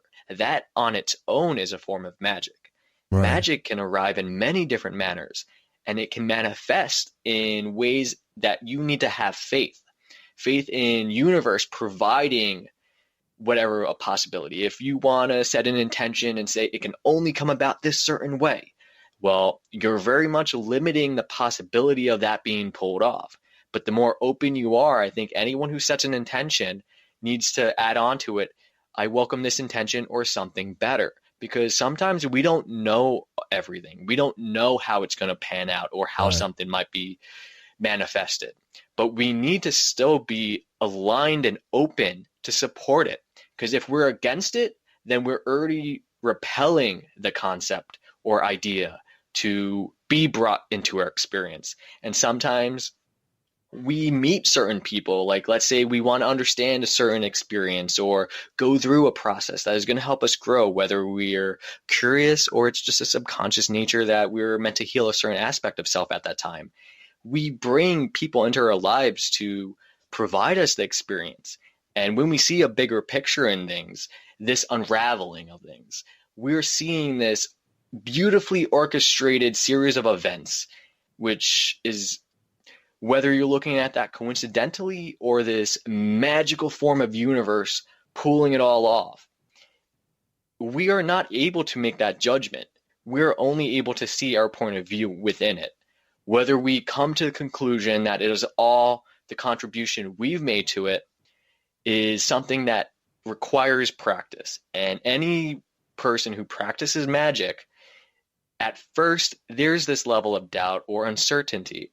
But the more they're able to work and understand firsthand experiences, no differently than dreams, lucid dreaming, outer body experiences, or even psychedelic experiences, just to step out the levels of consciousness, you're able to better understand the limitations that sometimes we set upon ourselves.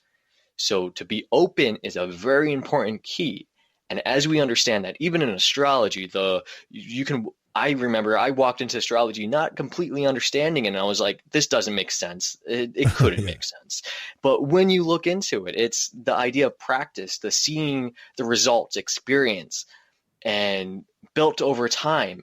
You start to see, you're like, all right, it's like going out for a walk in nature and realizing, okay, I see that the sun's at this angle and things are getting colder. You understand that it's getting colder. It's going towards winter. Because we're aware of this and we recognize that cycle, we're able to understand, okay, crops are not going to grow right now because it's getting cold. So we work with that. It's a right time, right place, because not everything's going to happen the way you want it, or not everything can happen the moment you want it either. There's a very complex nature to it that we cannot fully even give substance to.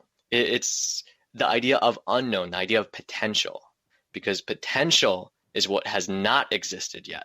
Yeah. And if we're open to allow potential to be whatever it wants to be, we're not restricting what that potential can be. If we limit it, we're already cutting that cord short. That's the thing. I get the slave mindset. I understand that we're in a world of where people, kind of like the George Carlin thing, everybody's running the show and they're in a big club and you ain't in it, right? I get all that. But even some of these people are using some of the stuff we're talking about.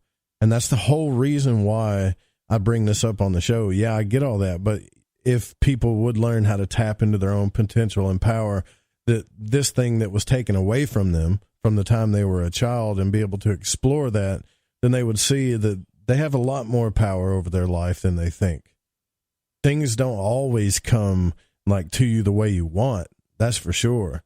When I decided, I want to do a radio show for a living. That's what I tried to manifest. I want to run a radio station for a living. Well, guess what happened? The universe made that happen, but in a way that it happened to where I'm in basically a shack out in the middle of nowhere, surviving on hardly anything, but I'm getting to do what I want to do for a living. So maybe I should have been more specific, right? So you see how that works? It's like the universe made me sacrifice more than I wanted to at this time. But I think it's kind of like, if you're the child of the universe, some of you people have children, and your child wants something and you have the ability to give it to them, would you? And would you tell your child, be more specific? It's kind of like when a child says, I want some, daddy, mommy, whatever, I want something to drink. And then they never say anything else. So you go in and you get them, I don't know, Sprite. Now they hate Sprite. Well, they got something to drink. You see what I'm saying? I think it works that way a little bit. It truly does, because being clear with who we are and what we want in life, I mean, it works too. But here's the other side of it is, like you've said, if you're in the shack doing this radio, the question is, if you did not take those steps, would you have the same experiences and would the same things occur in your life that have led you down the road to be where you are now? So there is a degree where we go through these trials and challenges and these aspects where it does not always succeed as we want it to, but they act as a form of these learning lessons of curves that say, all right, we're going to give you this, but you're going to be able to take it as a step. You're going to work your way up there, but we're going to prepare you so that when you are ready to have this and manifest it in the vision and dream that you're so drawn and attracted to manifest, you're going to be able to do so in a manner where all that experience that has come before you will not only support that manifestation, but provide you in the place of being to be in equal parts, to manage it, to work on it, to present it all as that state of mind needed to be. And we are trying to be all our best self. So when we're trying to give the best of who we are through what we do, sometimes when we meet these challenges, we feel like, oh, right, wow, we just tried to do this, and is this really what is meant to be?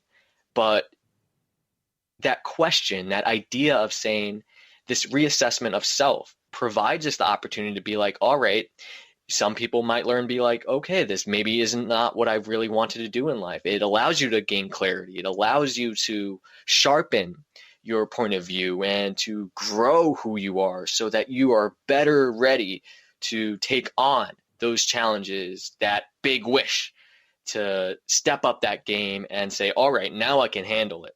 But if you were to say back in the day, okay, we're going to throw you in and give you what you want, are you ready to handle it all? Can you actually pull it all off? Or is it just asking too much? Some people want to bite off more than they can chew and then later be like, oh, the stomach ache. Ooh. And we are going to have to learn from that. Sometimes we are given that and be like, okay, it did not work out as planned. Let's take that little lesson and keep it in mind. So next time we can build off what has come before us to make it the best it can be. So it's a very step-by-step process. And sometimes there's this hidden force behind it where we're not always going to see that this challenge is pretty much just a stepping stone. Sometimes we think this is the end game, when in reality, it's just another door opening to another room that has another door that we don't have a key for yet. So we got a time and place. And going into understanding Magick, because I want to jump back to what you said, there's many people out there in higher positions that utilize and understand the nature and forces and cycles of our living universe. Even the concept of Disney itself. Let's take this Disney company, this very company that just produces stuff for children. They will release a trailer. They will release something at a certain time that is going to garnish the most views, the most energy behind it. Now, there's many people in power and positions who referenced astrologers or have used some form of divination to better understand when is this time to do it. And they're never knowing fully the nature of what will be the outcome. But if they have this flow on their side, if they want to put a boat in the water, they know that the curve and the flow is going to take it where they want it to go. They're not going to put it in a river and it's going to go down a waterfall and just sink to the bottom. They want to let it go somewhere it can handle. So there is this deeper knowing. There is this deeper aspect that we could better understand to make the most of it. It's like if you want to fight someone big and you can't take them on, you might get whooped. But if you know the pinpoints, you can very well work smart and not hard to manifest or overcome whatever challenges that come your way. Yeah, that makes sense. But what I wanted to discuss was the dreams, right? So now our dreams are like interfacing with the symbology in a very high pace level. So I've been on this Carl Jung kick here lately. And to be honest with you, it's mainly because I've been studying under a few magicians, one of them being Gordon White, and he has a journeying course, and you got to really study Carl Jung before you go down this course. And I've been studying Jung, and I guess you could say the effect of all that is I've been dreaming pretty heavy here lately. So I keep having this recurring dream. And people are asking what are good astrology books to start with. Real quick, I got an answer for you. The Only Way to Learn Astrology by Marianne D. March and Joan McEvers is a good one that I used. And Astrology for Beginners, I think his name is Bill Hewitt, something like that. That's a good one. Which book did you start with? I find that I don't want to recommend a book. More and say that if you have a smartphone, look up an app called Time Passages. I believe it's one word. That's the one I have. That app will provide you, if you put in your own birth chart, it just pretty much where you were born, the time you were born, and your birthday. It will calculate the chart. It will show you your planets. It will show you your transits and provide information for you to better understand. Now, anyone going into astrology, keep an open mind. Challenge the information. Understand, does this resonate? Because that is the key to be able to see, all right, this speaks to me, but this doesn't. And when you're dealing with generalization, your experience of who you are, only you know yourself better than anyone else. And I mean, you're here to be you, because if you weren't, someone else would be. And if you can understand yourself more than anyone else can, use that as a basis to better understand that, because it will allow you to have a real life learning experience to connect and understand at a deeper level. Yeah, that Time Passages one's a good one. That's the one I use for everybody, me, my family, and everybody. And it's kind of old. Same here. I have it on. It is. Yeah. iPad, actually. So they only made it for the phone or something. So when I use it on the iPad, it comes out really small. But it is the I guess the easiest one to use and the most accurate. But as far as the fact that there's a free version of it that someone can use to calculate their own chart and better understand themselves is a great starting point for anyone interested in astrology, whether you learn the code to understand other people or to work with it later on. Understanding the self is the first point anyone should go into when trying to navigate universe, because when you understand that, then the rest is going to be more in tune to, does it align with you? Well, that, and if I said, hey, go grab this book, Astrology for Beginners by Bill Hewitt, then you're going to read a paragraph that's like, oh, Mercury's in Sagittarius. You have a great sense of humor. You're impulsive, blah, blah, blah. And like, what this is, but I think you're right. If they use that app first and see that it's actually real, then they could start learning fundamentals. If you want to get into reading charts for people and stuff, but that, again, is like a lifelong study. It really is. Yeah. It's a good study to get into, though. Always gradual. So I keep having this recurring dream that I'm in a gunfight. And when I say a gunfight, I mean, it is not like the normal gunfight like you see on TV where it's really full of action. This is like a nightmare type situation.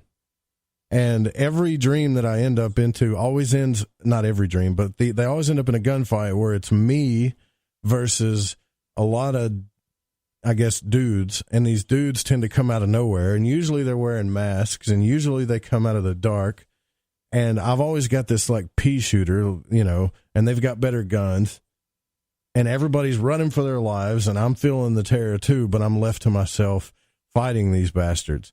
So the last one that I had, that I actually journaled, because I'm getting better at remembering, is I'm in the house with my grandfather, and he's actually doing magic rituals. And I said, well, who are you studying under or whatever? And he's like, this guy. And he points at this guy that I don't know who he is. And he said, but you know, he's the one that wrote this book.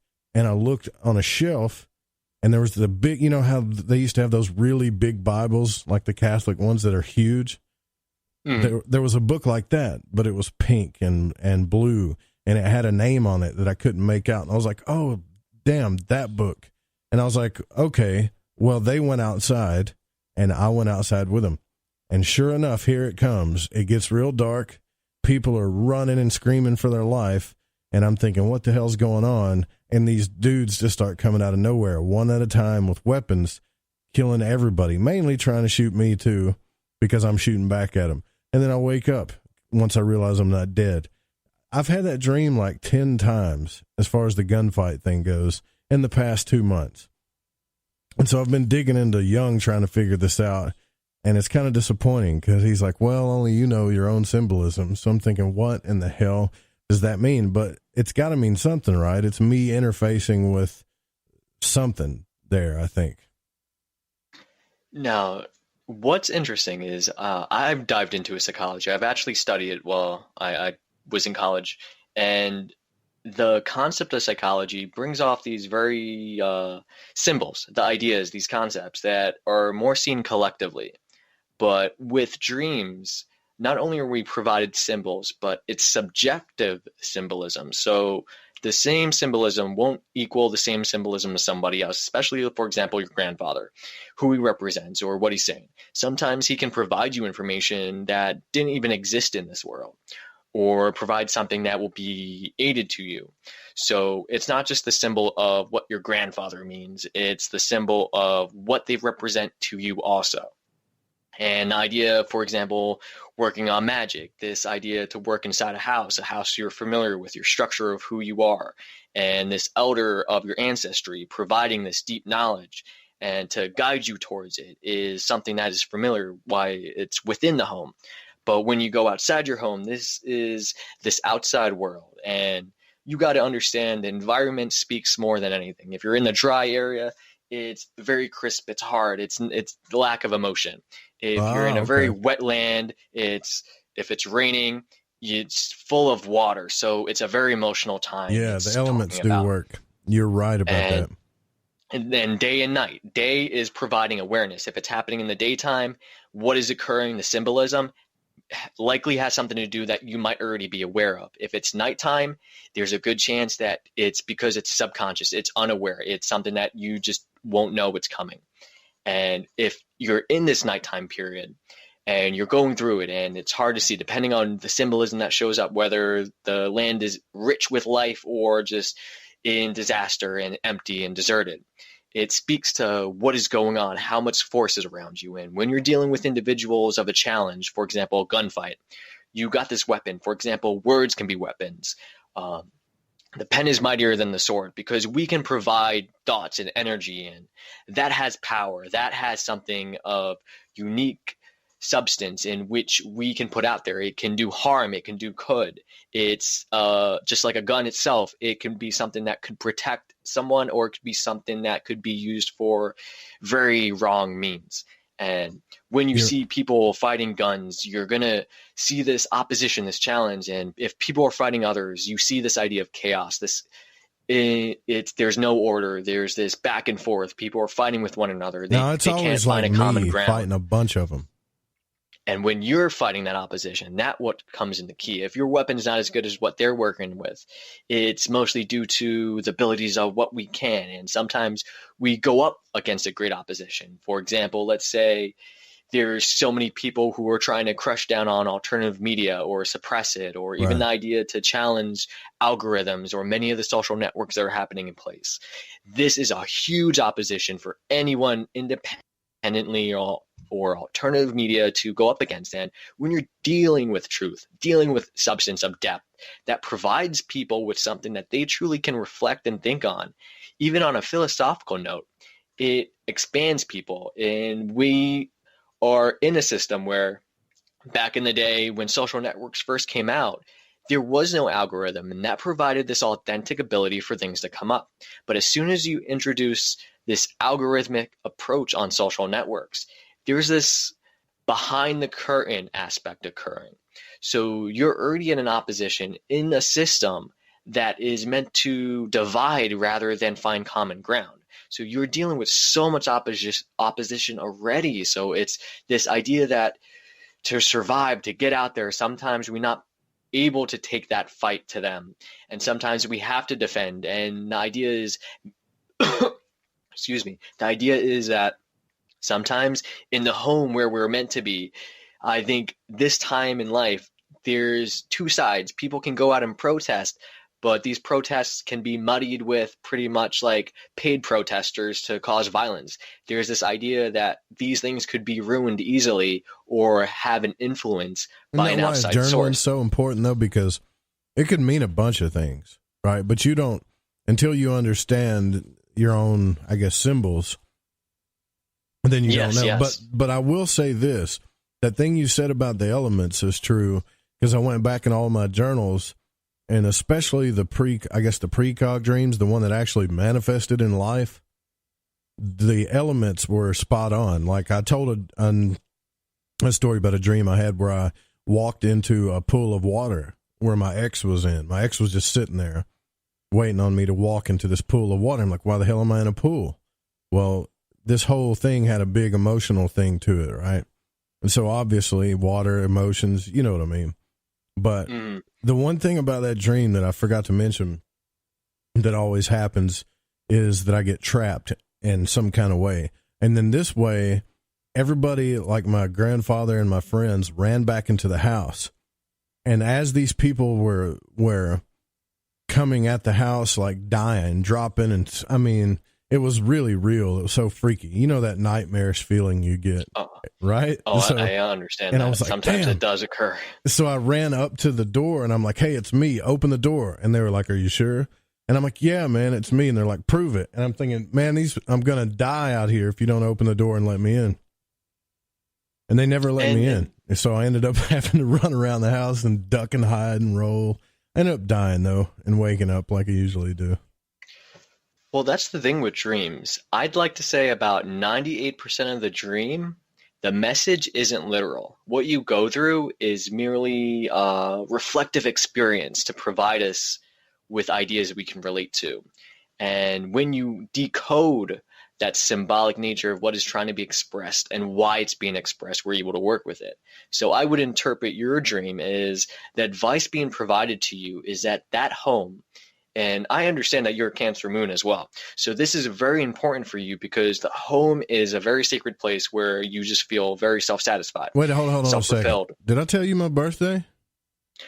I remember doing your chart, I think, back when we looked at okay, yeah, because I am a Cancer last year or moon. something like that.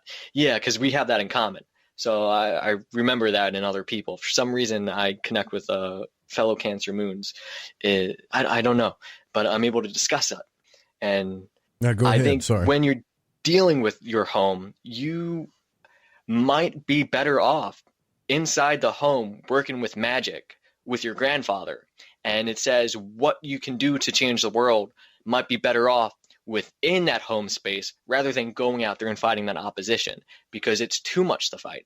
And that's what I was trying to relate with the idea that you can go out there and protest all you want, but that energy you're putting out there might just end up becoming a counterbalance, or it might be too much of an opposition to go out and force. But I think the true change in the world is going to come through individual self-reflection. The more we can get true, to get clear with ourselves, the whole shift in society is going to come through us. The decision to be conscious of what we consume, to not take in this or that or support this or that. We ourselves have the power to allow what we choose our life to be consistent of. And that's very important.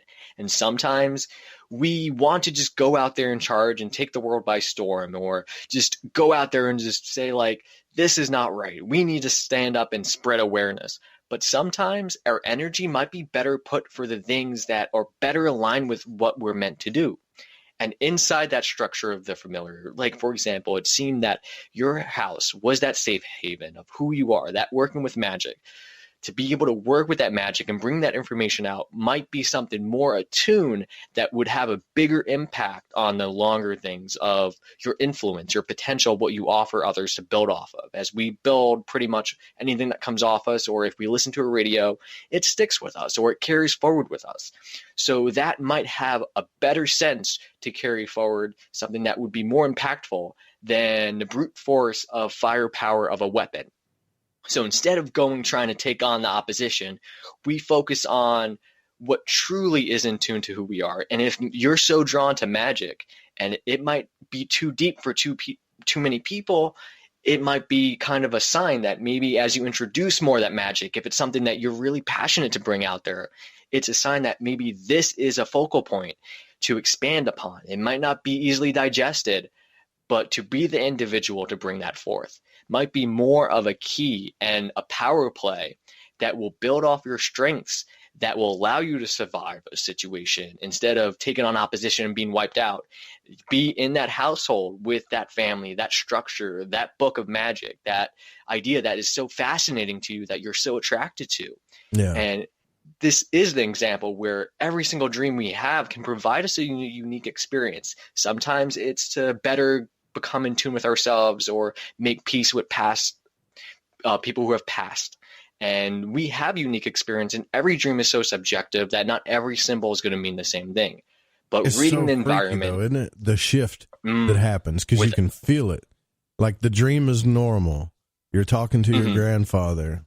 He said, hey, it's that book on this shelf, which in hindsight, one of my listeners was like, well, in the dream, you should have opened the book up. Well, think about that. What would have happened if you'd opened? And so that's a lot of what ifs. But that shift from just normal dream, you think it's real type of Inception type thing, where you think it's really real. This is happening. You forget about this life. That's how real it is, right? Yeah. And that's the so unique part of dreams. We're able to have an experience that is disconnected from the waking reality that we live each and every day. So it's isolated for us to be in this pretty much make your own VR experience. So we're able to spiritually grow with the universe by understanding who we are and going deep within. Now, you can have that as a vision quest. You can do it through a dream. You can have it through a psychedelic experience. Well, but that's what I was going to tell you. I keep telling myself that all right, so I'm going to set this goal to wake up or become lucid when this attack happens, right? But what'll happen is it comes on. I could be having a dream about anything. I don't know, throwing rocks. And all of a sudden, it comes so fast. The shift comes so fast. It goes from regular dream to nightmare. And everybody knows what I'm talking about. I'm not talking about a picture here. I'm talking about a shift in feeling. Like from normal, everyday, just like we are now, nonchalant, kind of blah, whatever, to just terror, you know. And you're thinking, what the hell's going on here, right? And so I've never been able to become lucid because whatever this thing is will find me in places that this stuff normally wouldn't happen, if that makes any sense, and just bring it on so quick, you're just trapped in a fight, you know? And that's the thing, too. I think writing down your dreams and working with your dreams allows you to carry over and bridge the awareness of who you are in the dream with the awareness that is in the present reality. It's many of us wake up and forget our dreams so quickly, but if we allow bridges to the awareness through the use of triggers or by getting into a habit of writing down the dream, there will be dreams where we'll discuss with someone and we'll actually talk about a past dream we had. It's like, oh, I just had a dream about this, but you're already in a dream talking to your dream friend. Right, yeah. And it carries forth. So there's a nature of us that is present within the dream, but it's so isolated. Until we lucid dream and become aware we're dreaming, we are part of that dream. And we are who we are, but we're also going through whatever. I mean, sometimes you can have a robot hand in a dream or something like that. It's not always going to be who you are as a person. It's not always going to be who you are at this point in time. It might be someone of a younger stature, or it could be like as a childhood memory, or it could be something more futuristic. There's so many possibilities that a dream could become, but the symbolism, it's so uniquely finely tuned. It's like asking the universe, all right, design me an experience for me to understand an idea. And they spend pretty much 100 years making it so finely tuned because they understand who you are by getting all that information, setting all up and putting it in there. But this happens all in the night because it's just tapping into that ability to be in a dream, to have the idea of imagination. Yeah. We can think of ideas. So there's these realms, this ability to exist without being attached to the physical body. We can explore that. And that is one way we can work with the universe, connect with it. And it can provide us information. It can help us on our path. There's instances where dreams does have these little things that stick with us. And those things that stick with us will either show up later on, or that impact is meant to be in the awareness because it will trigger something later on. Or there's instances where I don't remember a dream, but something later that day makes me remember the dream. Yeah, exactly. Where you want to be able to be like, oh yeah, that happened. I know that wasn't real life. A smell. And here's what I'm going to tell you guys before we take this break. And I want to talk about this in the last part of the show here. And I've never admitted this because I knew people wouldn't believe me, but I think it's time I'm going to just tell them. So I am friends with a few, I guess you could say, magicians that are, I keep it kind of secret, but I think they're pretty powerful as far as what they know, not like powerful in a superhero type of way. Okay. And I used to have dreams about tornadoes a lot. And I've talked about this on the show. Like I would continue to have dreams about running from tornadoes or trying to escape a tornado. And I remember this one specific dream where I was riding down, like at the top of a hill, coming down a hill. And this is why I really started to get into magic and astral travel. One of the reasons, too, was after I read the Robert Monroe books. And I was coming down a hill and this tornado was coming out. And at that time, I became aware, like, it's another freaking dream about tornadoes. And this figure came in and was wearing a white cloak, not a black cloak, but a white cloak. And stopped me in the middle of the road and put his finger up. And I couldn't see nothing but the bottom of his chin, kind of like you would in a mystery movie or whatever, and stopped me with his finger. And then he turned around and he drew, like, I don't know if it was a pentagram or a hexagram. I don't remember what he drew. If it was a Hebrew letter, all I know is when he drew it, I thought, okay, I recognize that. And the weather ceased. It came back sunny and everything. And then he turned back around to me and he yelled. He said, now wake up. Right? And I woke up. Now, I thought that was the freakiest thing. I still know where it is in my journal. The next day, this man called me, and I promised I would never even tell the story. I'm not going to tell you who it is. This man called me the next day, and he said, "Do you remember me calming the storm?" and winked at me on Facebook, like a Facebook messenger, right? "Do you remember me calming the storm?" And I freaked out, man. It took me 4 months to talk to that person again. Ever since that day, I was like, okay, man, what the hell's going on here? Something else is going on, right? Do you think people can do that? Because that's never happened to me again. But this person interfaced into my dream somehow. I like to think that dreams have this very inner-contained reality. It's dozing off, so it can exist on its own, within your own field. So someone over there can have their own dream, but I can have a dream over here. Now, I believe that in dreams, it, just like potential, it provides energetic opportunity to interact with things. Now, I think people who have passed have the ability to show up. I think the idea of spirit guides, higher self can take form.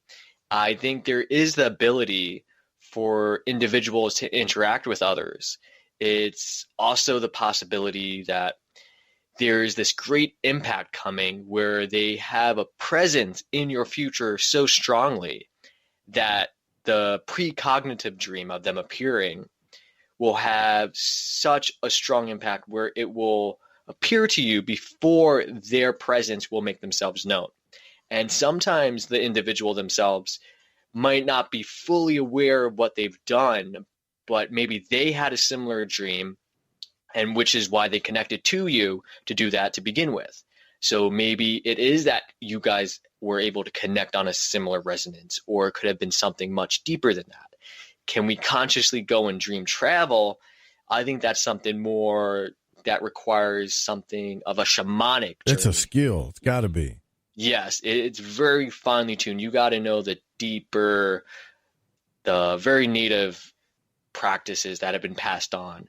Like I said, that's a very shaman level technique if it can be pulled off, but it's very deep magic. It is possible. It is possible to provide that, but at the same time too, it could have a fractal layer. So it could show up in your dream, but they're also performing something in real life to also do that where the symbolism of the dream is expressing that they're doing that in real life. So there's a give and take where we can never 100% sure know what is happening, but our best bet is to just interpret the experience. You had the experience, and to go forward is the awareness of that. And if we focus on being an awareness rather than just an individual with a body that has to go to a job, we're able to be a little more receptive to the subtle aspect of our waking reality rather than the practical aspect. And that's where most of the magic truly lies in life. Well, I never told that person about dreams, about tornadoes, or I didn't talk to that person for months. And what really freaked me out was like, do you remember me calming the storm? And when I finally got the guts to message them, they never told me how they did it. They just asked me, did you overcome the tornado thing? Like, what is it with you and tornadoes, wink, wink type stuff. So it still kind of freaks me out to this day. But that's why I tell people, like, when you're studying this stuff, take it a little slow, because there's a lot more to it. And I think that we're just now starting to learn to tap into our own potential of what I guess you could call our magical selves, because there's not a better word for it. But we'll be right back. I'm here with Eric Tecce from WakingCanvas.com. Stick around.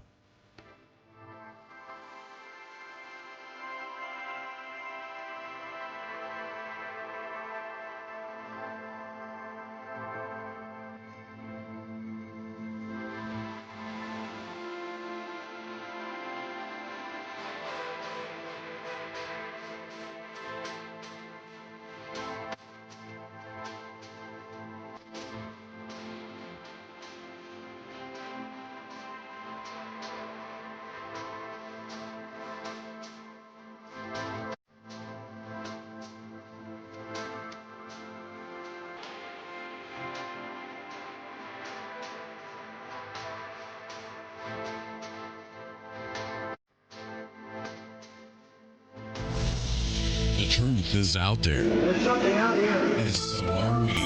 KTLK Digital Broadcasting, The Fringe FM. All right, everyone, this is Justin from the UK. Excuse the chitty. If you're into the Fringe and you want to hear the brass tacks, my old china plate, Joe Roop and his guests on Lighting the Void will open your mince pies. You need to shut your north and south and use your 10-speed gears and listen to them bubble. You could hear a Barry Crocker, no Brussels, but he ain't no holy friar. Anyway, you beat a Barnaby Rudge and take a butcher's.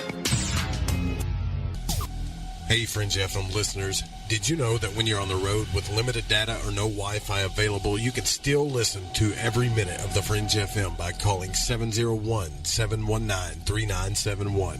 No smartphone, app, or internet needed. Saves your data plan and no extra cost if you have unlimited minutes. Call 701-719-3971. That's 701-719-3971. Listen to the Fringe FM on any phone, anytime, anywhere. Are you intrigued by Paranormal Talk Radio? You'll love the new Paranormal Radio app from TalkStream Live. You'll find a great selection of talk shows covering UFOs, ghosts, strange phenomena, and much more. Download the Paranormal Radio app now and start listening to the very best in paranormal talk entertainment, including the network you're listening to right now. The Paranormal Radio app. Free in Google Play and the iOS App Store. Your home has needs. It needs a healthy, dry environment all year round. Start by getting rid of the worst air in the basement and crawl space, where the problems begin and make the whole house sick. Introducing the new Smart Wave Ventilation Unit. It has advanced technologies to continuously reduce moisture, mold, and odors, and expel radon, gases, and pollutants. And now, Wave units include carbon monoxide detection to automatically expel air at a high rate and send you an alert. It also has an app so you can remotely monitor the conditions. Wave is a comprehensive, maintenance-free, affordable solution that will transform your entire home. Protect your home and family with what it needs. Give it a new Smart Wave Ventilation Unit. For more information, call 888-717-WAVE. That's 888-717-WAVE. Or go to dryhealthyhome.com. That's dryhealthyhome.com. Wave Home Solutions for a healthy, comfortable home.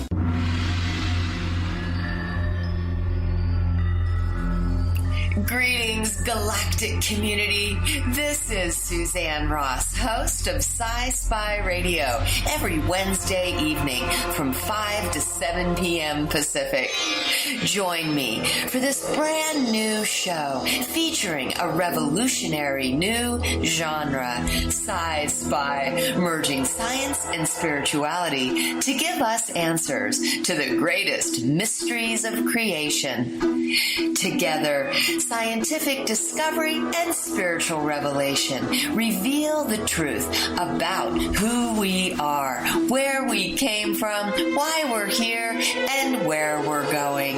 Tune in to Sci-Spy Radio every Wednesday from 5 to 7 p.m. Pacific and discover the truth for yourself at thefringe.fm. You're listening to Lighting the Void Radio. Hey folks, guess what the number one phrase that Life Change Tea receives by email? You ready? We love this tea. We love this tea. Time after time, week after week, we love this tea. Life Change Tea gives you more energy, a beautiful cleansing, and fulfills its slogan perfectly. The tea that makes you go. So if you want to be on your health game, log on to getthetea.com and order Life Change Super Strength Tea. Packages come in a 1-month supply, and when you brew this stuff, wait until you see the results. Aren't we all about the results? And with a lot of people's health struggling, we can use a little bit of help. Doctors will tell you disease starts in the gut. So log on to getthetea.com. That's getthetea.com. Be our next email saying, I love this tea. I love this tea. Get the tea at getthetea.com. Helping America one tea bag at a time. Follow The Fringe FM on Facebook and Twitter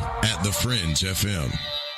When you're always on the go, it can be a hassle getting the proper servings of veggies and fruits into your everyday diet. Life gets hectic, making it hard for us to always make healthy food choices. Not to mention it's pretty expensive. Wouldn't it be great to ditch the long grocery store lines, but still get your fruits and veggies all at once? What you need is Balance of Nature Fruits and Veggies capsules, made with 31 of the highest quality fruits and vegetables and grown right here in the USA. Balance of Nature is 100% natural, safe, and affordable. For a limited time, use discount code TALK and you'll get 35% off your first preferred set of Balance of Nature fruit and veggie capsules, along with free shipping. Call 1-800-246-8751 today. Ready for the real results you want and need? Then you need Balance of Nature. Call 1-800-246-8751. That's 1-800-246-8751 and use code TALK.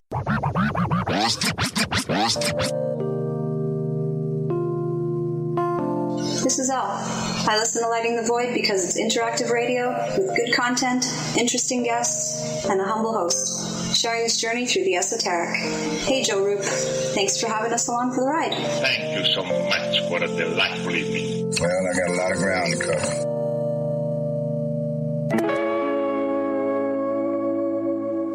The Fringe FM loves hearing from you. Have a suggestion, comment, or question? We're all ears. Email talkback@thefringe.fm. Want to know what's on The Fringe FM? Check out our schedule at thefringe.fm.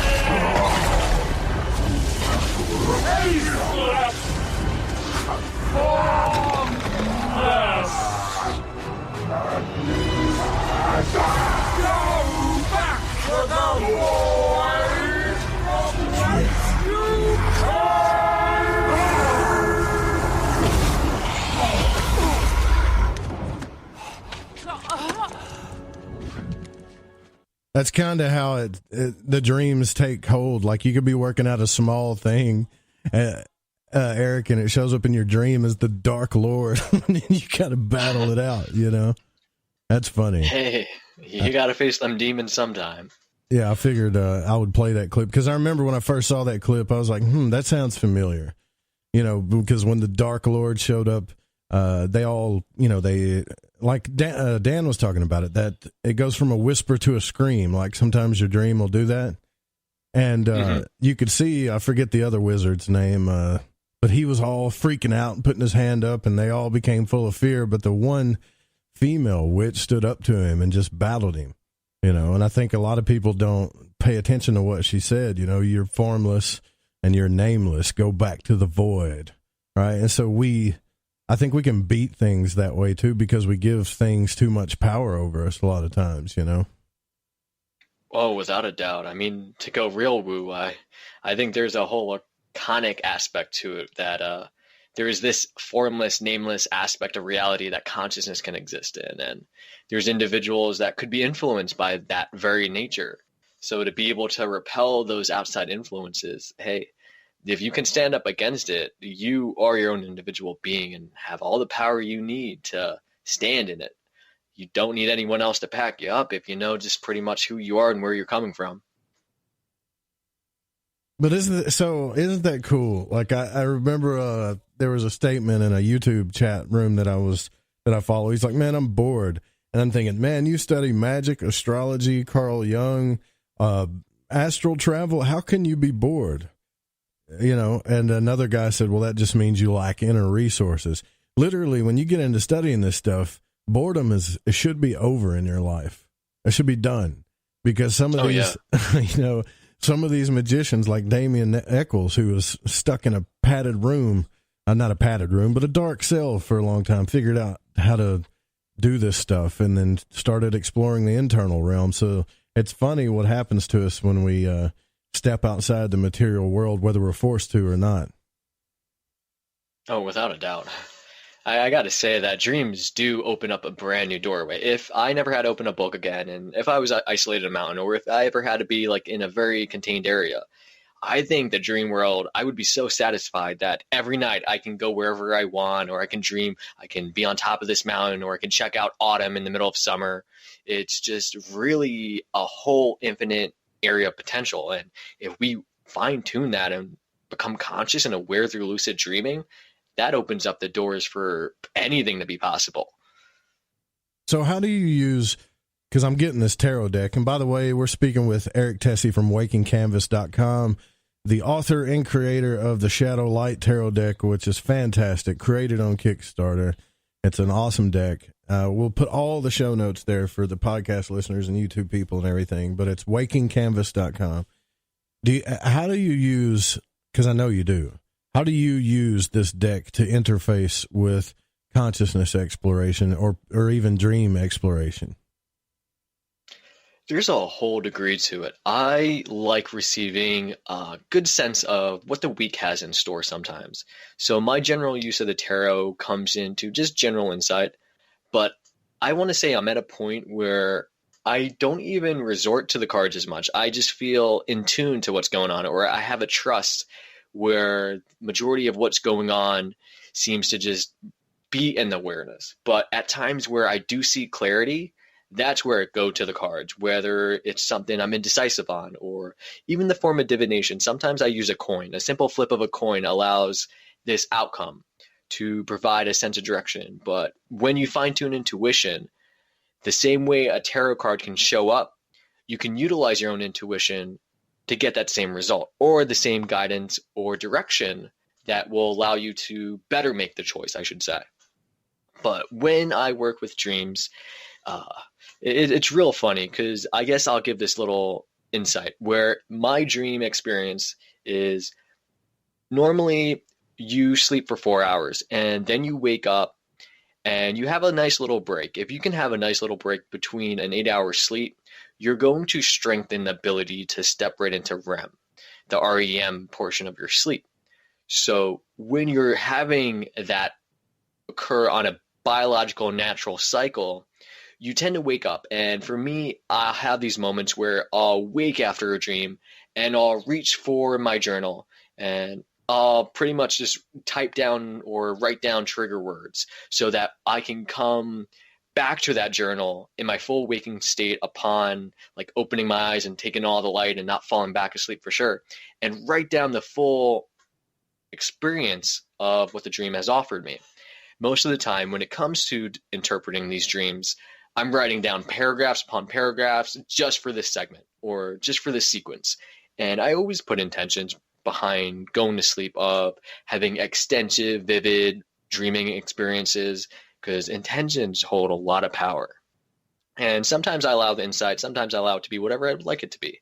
But when I'm not quite sure, I utilize the deck to pretty much gain some clarity if something's not going right, or just to get a better sense of how to handle things. A nice little general reading is usually all I need. I'll go upon the week and I'll see, okay, what's my spirit card? What's my earth sector, my fire for challenge, my water for relationships, and my air with communications. And I get a general sense of how it's going to affect me. So I'll keep that in the back of my mind as, all right, I just gave this card a nice little point of view to keep in the back of my mind, like good advice. It's not like this is definitely going to happen. It's more like, oh yeah, remember that happened? Okay, now I can apply it if something comes up. So when I'm working with the deck, it literally is just a tool itself to show an idea, a concept that is outside of my control. Because when you want to have that insight, the less it is outside of your control, the more you're able to see that this is a tool from universe itself to allow information to come into awareness. Once that is in awareness, you can carry it forward with you. But we seek that in cards. And I like to think that when you're using the tarot, you can use just about whatever you'd like to do. I think that my tarot deck itself is my contribution of what I walk in this path of life. And the way I express it is very meaningful for me. So in my own tarot deck, I've hand illustrated every single card, the companion book that comes with the deck, cover to cover, every letter, every image, hand illustrated by myself. And that to me is my contribution to a tarot deck that I would like to see exist in the world. And it's so surprising, since working on the tarot deck and using the tarot deck, since I've completed it, I've actually used the tarot less. Not because that I don't need to refer to it or it's not something that's going to provide me insight. It's just I'm so in tune to understand the universe or working through the tarot that these symbolisms, these messages, they show up more clearly, or when it comes into a dream, I'm able to interpret it more consciously, that it's a very quick process where, oh, it makes sense. It just connects. It's a creative problem solving where two things just click and you're like, okay, that makes a lot of sense. Are you a collector? So do you have crazy. A bunch of decks before all this? I do have a decent amount. I don't have too many crazy amounts, but I have my select few, like Wildwood Tarot, Druid, topics I like, the Da Vinci deck, stuff like that. But there's a drive in me to contribute where it's like I'd love to tackle the tarot deck, but in a way that's never been done before. So this is something I can check off the list and be like, okay, that's taken care of. And now my next goal is to explore the stars, and I'll be doing a whole star map. And I'd love to do I like to go into plants, crystals, resonances. These are just topics. It's just my path of walk. So you're going to do a unique star like a astrology project next, or what are you going to do? Yes. My next project, I've titled it Astrolight. Now, it initially was Astrolight Oracle, and it was going to be a 120 card deck that included the planetaries as well as all 88 constellations and a couple transit cards. So It's an oracle deck. It's a tool for astrologers, and it's a learning tool to better come accustomed to the stars in the sky. And for me, I think when I pursue art, as I'm creating it, it acts as a deeper learning tool that provides something that is more rich to see it create, that it's embedded in me, that it carries onward. And to provide that, I hope one day that after the work that I do, I want to create a giant grimoire, pretty much all of this together. And it's something that is a big dream of mine, where it's one of those long pipe things, but I know that everything's going to fall into place, and it's not like it's going to happen tomorrow, but each step is going to take me there. What led me to the tarot helped me make the tarot. Going through the tarot is what's going to help me when I go through the Astrolight project of mine, and when I dive into plant medicine or crystal resonances. And I'd love to do a mythology deck as well as a dream interpretation deck. But these are ideas that I'd love to do, but you can only do so much in a day. But they're still visions I feel strongly resonant to pursue and make possible in the world, especially if it has not been done. Did you surprise anybody in your life, said, hey, check this out. I want to make a tarot deck, and I'm going to start a Kickstarter, and I want, this is my goal, $15,000, which whatever your goal was, you went way past it, which is awesome. Did anybody that's close to you, and you don't have to say they are, really give you that doubt, that negative, there's no way you're not going to be able to do this? I'd like to say that pretty much majority of what I've done through my life, there's nothing but doubt. And I'm like, don't worry, I see how it can pull it off. And I just surprise everyone. And to surprise myself is something where is it possible? And I go out and seek to see if it is, and I pull it off and be like, yep, there it is. And it's that trust in self, because I don't think anyone can ever have the same visions or understanding that I'm able to do. But it really is, as an artist, you got to gamble on yourself. And if you know you can deliver, then you don't need that doubt. You don't need people to be like, oh, that's crazy. Go get a job because you can't pull off doing it with art. Right. And I'm like, don't worry. It's okay. I'll take your input. I understand where you're seeing, and I'll be okay.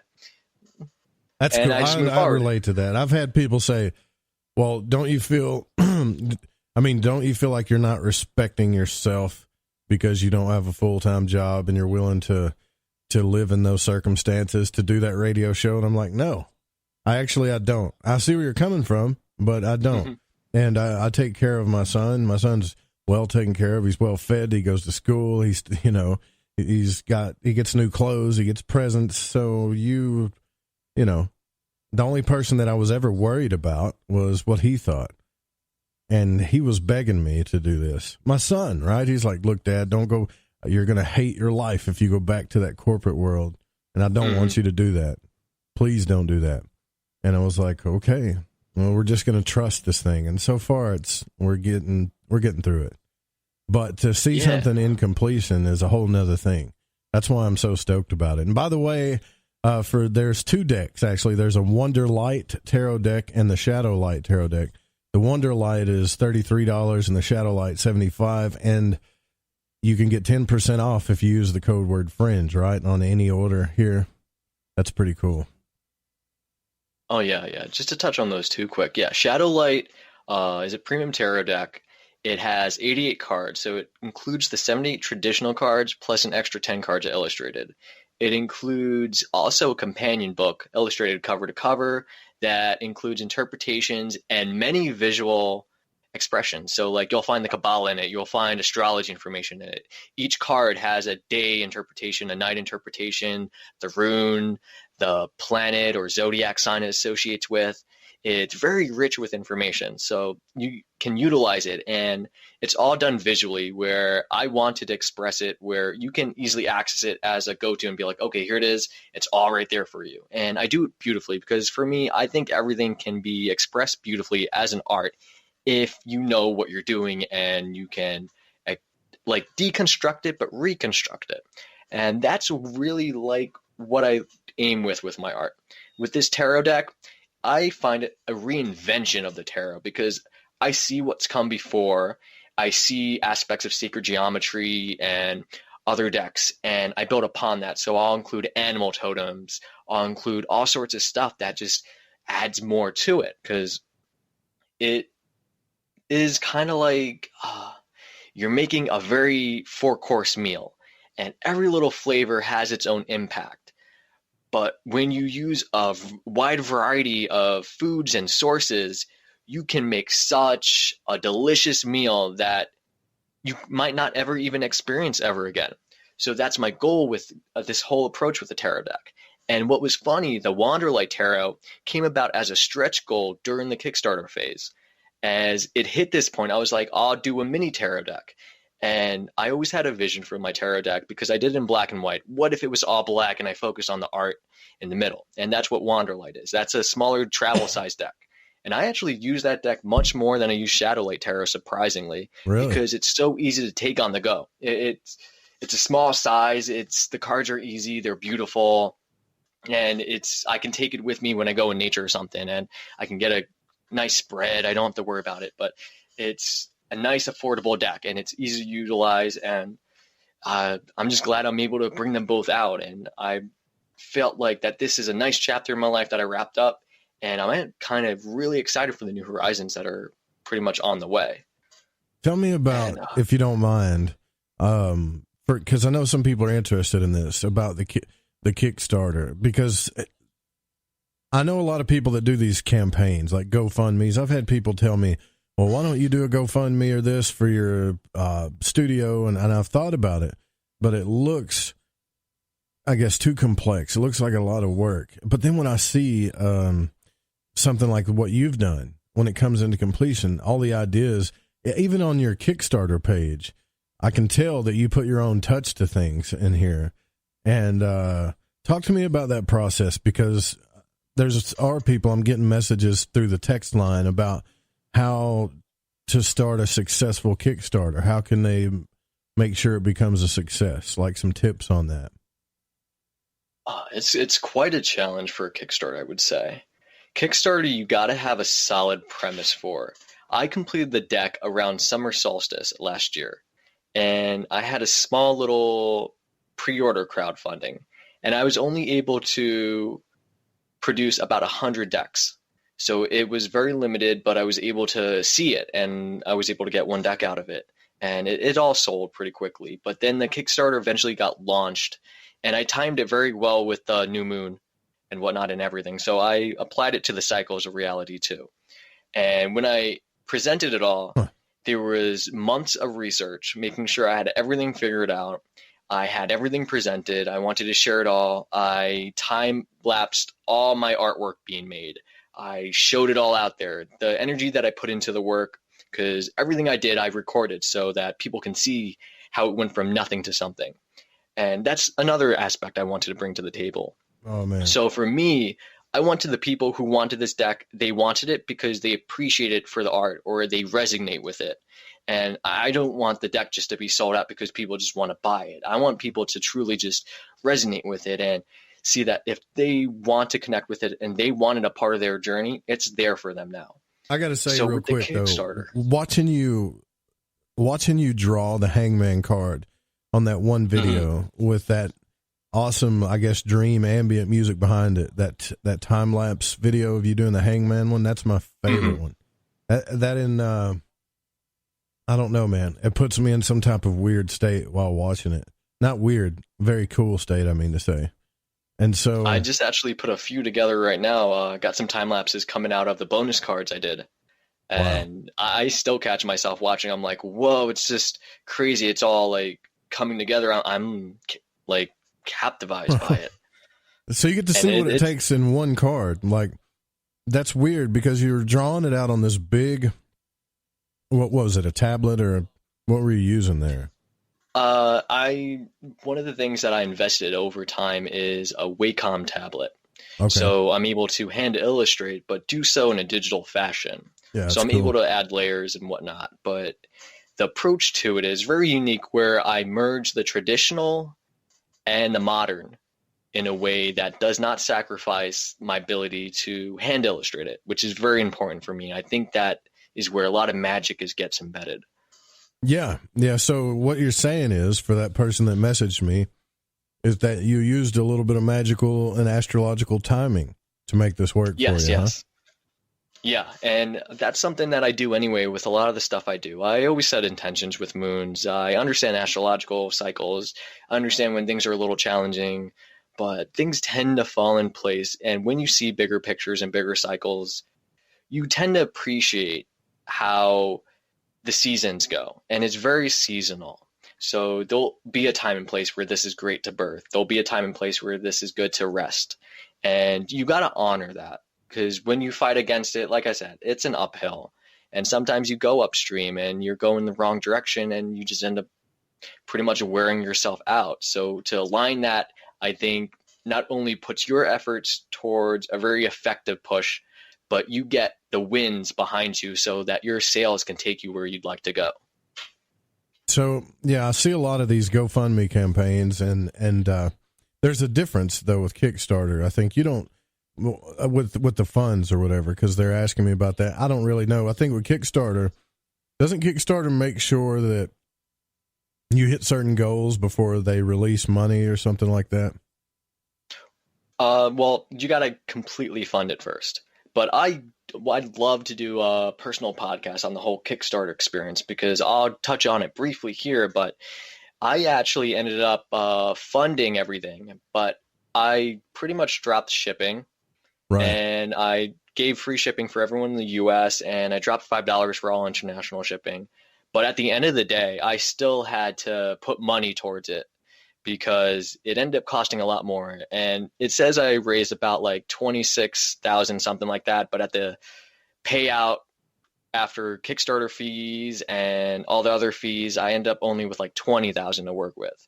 And to produce the deck, I thought in my research, I thought I could pull it off for $15,000 and end up costing $17,000, and then produce the book and the boxes and then Wanderlight Tarot and the little travel pouches that come with every deck too. Like, everything ended up adding up. And then on top of that, shipping ended up being a couple thousand. So there's a lot that I personally learned, but there was so much planning that went in ahead of time to make sure that I can cover the costs. But things end up being a lot pricier than you think. And with a lot of these services, I don't have a huge following at all. I'm quite obscure. So I was not certain that I could direct my following to fund my deck. It wasn't well. And I actually had a failed Kickstarter back, I think 2013, after graduating college, to get a studio going to screen print like my own art. But because like I had no reach whatsoever, it didn't have anything. But I noticed that if you have a quality work and you have it completed and you can pull it off, and it's something that hasn't existed in the world, there's a good chance you can get off the ground. And majority of the Kickstarter people that funded it, I'd like to say 80 to 90% of it came directly through Kickstarter traffic. A lot of people, I think, you over don't the even years, know who they are too. Yeah. That, huh? And their Kickstarter has funded other tarot decks and other projects, and there are people who are generally interested. So if you have a project that is relative, and there are people who'd like to see it come to light and to back it and make it possible.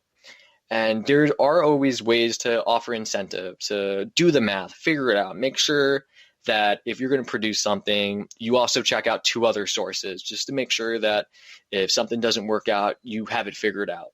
I pretty much had a backup plan to my backup plans just in case before even launching the Kickstarter. So there's a lot of logistics to be figured out. It's pretty much like figuring out the business end of any line of work, like the radio side or the art side of life. You got to figure these things out. But when you have that all figured out, you understand what you got to do to get to point A to point B, and you understand what it takes to get there. So you deliver, for example, I'll deliver pretty much, here's all my art, here's the past 3 years of work, here's the tarot deck, here's everything you're going to get. And if you guys find enough support, I'll even continue to add these 10 extra cards, this extra upgraded deck, this extra upgraded quality, as well as a custom magnetic box to go with it and everything. And as these goals were met, it was like, I was personally surprised. I was like, wow, this is amazing to see, because like I said, I didn't think I would have a personal following that could make this all possible. So a service like Kickstarter makes a huge difference when you got something solid that can be produced. And most projects instead of just out there, an idea, you mean like you actually have the thing where people can see exactly. it. So the deck was done. I had everything done. Some people set up Kickstarter, say we'll do it. Here's just a concept. But I was able to start the Kickstarter in September, finish it early October, and then begin producing same month of October. So it was something that people were able to see happen right away too. So there was a heavy idea of promise. There's this unique point of view where the creativity nature is important. I provided a deck that had an infinite panorama for each suit. I included multiple layers. I included a full hand illustrated companion book. I provided a lot of things in the deck alone that made it unique, that made it stand out. And it's something where that's something I'm trying to explain to, because I'm getting emails from people like, hey, what type of microphone do you recommend? But seriously, like, how do I create a radio show, or how do I make money doing it? And the only thing that I can tell them is whatever, if you want to make money doing it, you need to be able to provide more value, or at least perceive value, than what they're paying, at the very least, right? Like, there's this idea that they're going to jump on board and just start making a ton of money in a year. Yeah. Well, I'm going to get this done in a year. Now, sometimes it takes years, but it does, until you get to the point where you can give, like, hey, that's an awesome deal. Like, I pay $75. I'm going to get one of the best handcrafted decks that's ever been made with all this extra stuff. Then people's like, yeah, I'm getting behind this thing. It's a whole different deal. Yeah, and I'll say this straight up. I mean, if you walk a path of an artist or a path of creativity or independence. It's a very hard time because you don't always get paid and you're working commission to commission, and it's not promise check at the end of the week. It's you tend to understand universe and you're given what you need when you're needed it. And I say to anyone out there, start somewhere. If you want to start a radio show, you might not have the best mic, but if you can provide your information out there, then one day it's going to take you somewhere, and you're going to have all this experience behind you so that when you do have that good mic and you've built up the people to discover you, that when you make a good impact, that impact is going to be very much the right time for it. And whether you're an artist, whether you're pursuing radio, video, YouTube, whatsoever, don't go in thinking you're going to make money. I pretty much I try to honor my values and be as authentic as possible. My YouTube videos, I don't even try to, I avoid putting ads on it because in my life, I'm like, I don't want to experience an ad. So I don't want the people to experience an ad. Now, that doesn't mean I'm going to make money off my YouTubes to begin with, even if there was ads. Well, it gets sketchy, that same concept. Think about it. Yeah. You know, like people are like, man, they shut down my YouTube channel. Here's the secret. Don't monetize your YouTube channel. Yeah. and they won't shut it down. Once they take away the monetization, they're like, oh, I can't support my life anymore. I'm like, I didn't do that from the start. You want to support your life, invest it in something that's going to be more worthwhile for who you are. Don't just throw the quickest thing for the lowest common denominator. It might work for the first probably short term, but long term it is unsustainable. You'd be catching up with the trends, and the trends are always changing. If you're authentic and understand what you can contribute, you cultivate it. It's like a garden. If you just start gardening, your crop might not be the best it can be, but every single time you have a go at it, it's going to become better. You're going to learn, you're going to gain experience. And the more experience you have to bring to the table, it might not have the following, but if you have that solid substance, the people who will recognize it are going to see it. And that's the true support. You want authentic support. You don't want superficial. There's a huge uphill battle right now with I'm not on Facebook or anything like that, but I do have some social media stuff. Yeah. Where there's a huge algorithmic output where most people are having decrease in their visibility and stuff like that. And it's hard to say what is going on. Dude, I've put stuff out and had people say, I didn't see this post till 5 days later. Yeah. What's up with that? And I asked Ryan Gable, and he's like, listen, I know you don't understand this concept yet, brother, but you're being shadow banned. And I'm like, well, what the hell does that mean? So they're suppressing my content to certain people. And I don't know why, but that's what they're doing. I'm a huge tech person.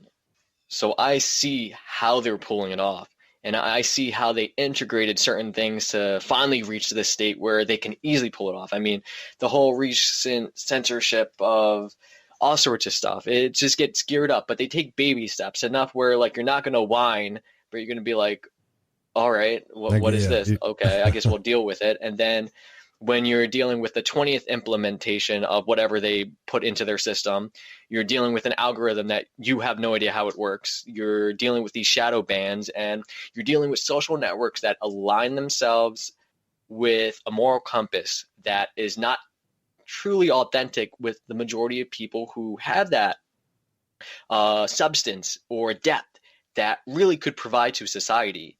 And when you have this suppression going on, you're dealing with too big to fail kind of perspectives.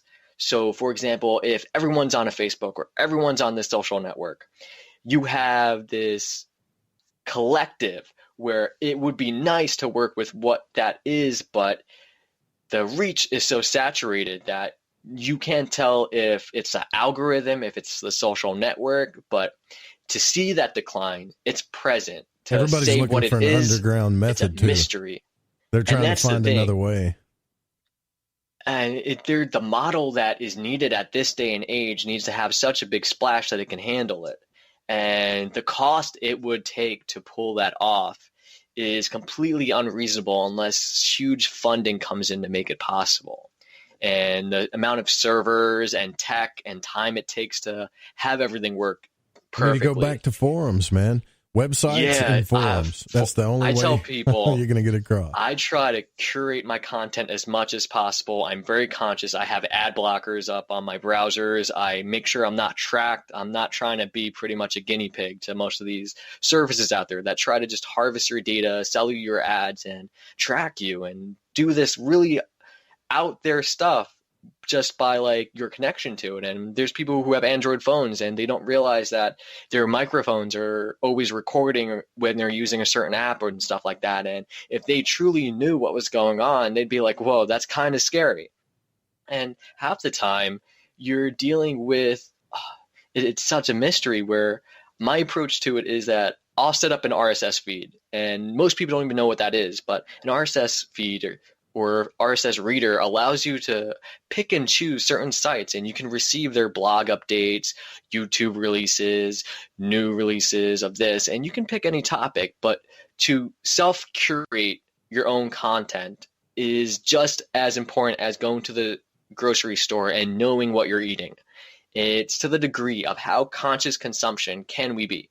The more we allow to take in our life experience, the more that's going to have a role on us. If we eat a whole batch of this oily product that is just like not even completely nutrient rich, it's lacking, it's going to allow the body to be upset. And that might even cause bad dreams in some cases. But if we don't provide that nourishment or that what is necessary to truly operate or to fulfill that potential, it's going to have that effect on us. It's going to hold us back.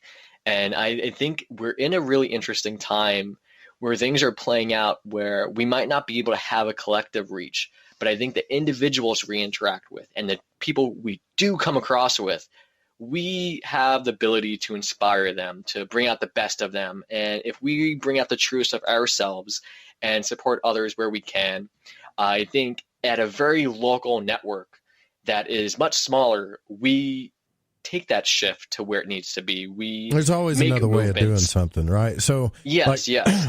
For instance, there's a will, there's a way. Yeah. For instance, somebody that's worried about being shadow banned on YouTube or whatever you want to call it, banned from YouTube, don't monetize your channel. And then they're like, well, what's the point? Well, you need to take a lesson from Jamie Lewis, who's like a millionaire friend of mine. And all he does is online businesses and stuff. And every time the internet or a company comes out with something that prevents people from doing things, he always finds another way. That's the thing. He always finds another way. So he'll take a YouTube channel, not monetize it, and funnel all the stuff to his website. So just, point people to your website from YouTube, or he'll buy and sell domains like real estate, or he'll do affiliate marketing, or he'll make a product and then have affiliate sell his product. And he does this stuff just over and over and over again. And it's not as easy as it sounds, but he's done it so much to where everybody could just throw their hands up in the air and say, oh, the economy's crashing and this dude will thrive. Yeah. So I mean, even the idea of cryptos and stuff like that, you got to be ahead of the curve. And I think with astrology, occult, magic, this kind of stuff, if you're into it, you're already ahead of the times. And to be 10 steps ahead will keep you prepared for whatever comes your way. And I think anyone who wants to be sustainable in what they bring into the world is going to have to understand that what you contribute, where you invested and put your energy towards, if it lacks that substance, it's not going to last that stand of time. So you're big on using the cycles of the moon then, right? Yeah, cycles of the moon. Cycles of the moon, I understand pretty much a lot of planetaries. So sometimes like Mars is in this sector, or I know that Venus is pretty much like providing this boost, and there's a lot of things going on. I mean, I can go into astrology of what's going on in the year, and I see how things play out over the next couple of years. And I see a lot of the things happening globally, geopolitically. It's like watching I wonder why the script play out. I wonder why the moon is like the key to a lot of magical manifestation. I know Dion Fortune wrote a book about it, Moon Magic.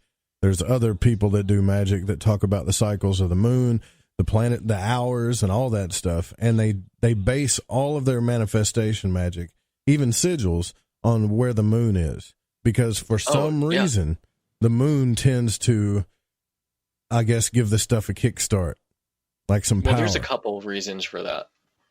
The first is that the moon itself is the most local common planetary that we can base our energetics off of. So within 28 days, it can go through the whole spherical zodiac, and we go through these cycles. So we recognize it a lot more common than planets. So when you got a new moon, the moon is between you and the sun. So if we are the Earth, and the Earth has an electromagnetic field, and the moon has an electromagnetic field, their fields are going to combine together at some point, like what are those, jawbreakers? And you got these layers. Yeah. So when the moon is between you and the sun, it's going to pull the light of the sun through the moon, and the moon is going to pull it through to the Earth. So you're getting this extra pull to set an intention. And by the time it reaches the opposite end of appearing as a full moon, you're going to see that same energy get carried forward and get released and out there. So it's pretty much the manifestation. So if you're pulling light from the sun and the moon captures it, and it's on the other side of the Earth, and it's still pulling that light, it's going to be pretty much between the moon and the sun where the Earth lays. So that's where that manifestation period is. That sounds But there's insane. this waning and going period. There's a very complex nature to it. But if you go into field mechanics, that's going to pretty much back up a lot of the astrological points of view of why this time might be better than that time, or how this planet over here might cause more uproar due to a tug on planetaries, or how things are affected. And if you have, I guess, look at it this way. There's instances where you can improve an antenna, like a radio, by touching it with your finger, right? Right. Have you ever experienced that at all? Oh, yeah, sure. So this is due to us as a being. We're electric beings. So we have an electromagnetic field. When we have a thought process, it's actually a frequency. So we exist within these fields. But when we attach to an antenna, we extend it through our field. So that's what technically the moon is doing. So if the light is providing this nourishment, this possibility, this potential, we are able to tap into that extra boost the moon is providing to get that antenna. So it's like amping my dad up used to pretty make me much the turn the voltage. antenna when he was watching Star Trek when I was a little kid. He'd make me go outside and turn the well, you probably don't remember that, do you? I remember that. Yeah. You know, you go outside and he's like, you turn the antenna, and he would say, turn it, and you'd turn it, and then you'd let it go, and it would go back, and he'd yell at me, turn the damn antenna. I'm like, I did. And what I'd basically end up having to do the whole time is stand out there and hold the thing. So I see what you're talking about. Yeah. A little thing that happens every day for me is I got this wireless remote that turns like a plug on and off, and it's infrared.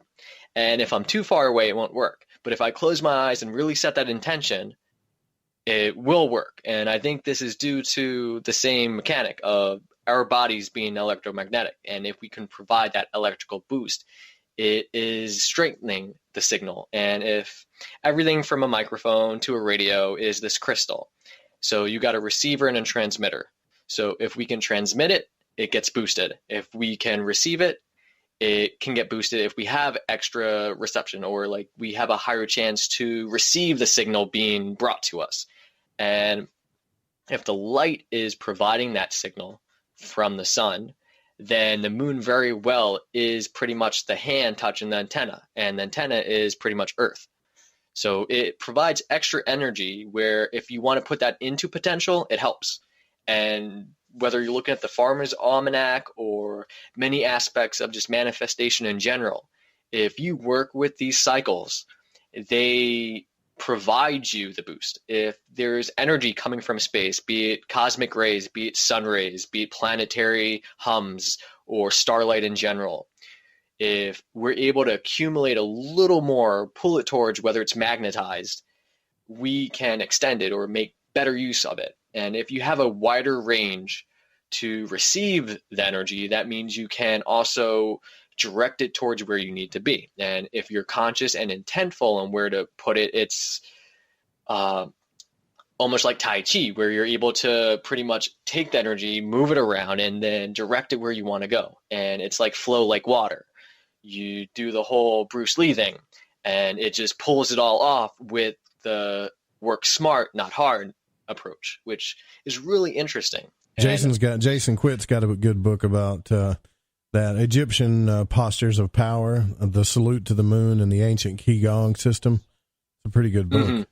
So, you know, I can hear the scientists go, man, there is no scientific proof for it. And, you know, when people say that, I always tell them, like, look, okay, well, you can't find your 100% evidence. How about this? Go try it. And then see it, and then come back and tell me what happens. Right? But they also can't, like, support the idea of dreams and whatnot either. It's like, no, they can't. The fringe, the things that do exist out there, your science might not be able to prove it, but just because somebody does not understand it doesn't mean it does not happen.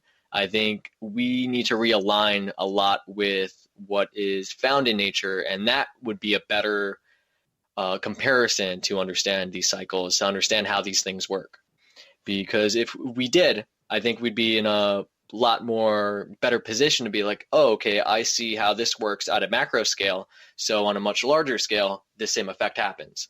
So understanding a lot of these things is very much in the nature. I think like Leonardo da Vinci, he studied nature, and that's why most of his work carries a lot of the sacred geometry naturally. I think he can pull it off without even knowing it, even though he has studied it. And that I find in my own art as well. Like, it's just, there's so much nature, you take it in, it can show up subconsciously because you're able to just recognize it all around you, where it's just really what you take in. It's what's in your awareness. It's the life that you had that day can show up in your dream. You carry it with you. It's a part of who you are, that memory, that experience that you contribute now and you carry forward with you. And some things we let go and we release, but some things just stay a part of who we are. Right. Well, this is a cool conversation. Unfortunately, we've flat run out of time. I want everybody to go visit the wakingcanvas.com. Get one of those tarot decks. I highly recommend it. Highly, highly recommend it. You can get 10% off using the code word fringe. And you can tell everybody where else they can find you on the web. Well, yeah, if you go to wakingcanvas.com, I pretty much include a lot of my links there. You can see my YouTube channel. I got time lapses of all the art I've done. You can find like the podcast and everything through the YouTube. I have other social networks. There's a Patreon if you want to do that. I'll probably be posting a lot more on that, but I got a little bit of everything. I try to dip my toes in what's ahead of the time, but it's what resonates with you. If the deck resonates with you, cool. You want to support it on your journey? Cool. If it's something that you just want to work with tarot and get introduced, you can find a small deck and work with that. I think there's a dozen different ways, and if something aligns with you, hey, I'm all for it. It's what you put in is what you give out. Well, thanks for coming on, man. We'll have to do it again sometime. Oh, without a doubt. It's been an absolute pleasure. So, yeah, thanks very much, Joe, for having me on. No problem, man. Eric Tecce, everybody. This is the guy that helped me with the logo, too, and I don't even think you were done with that logo. I just grabbed a concept from you and ran with it.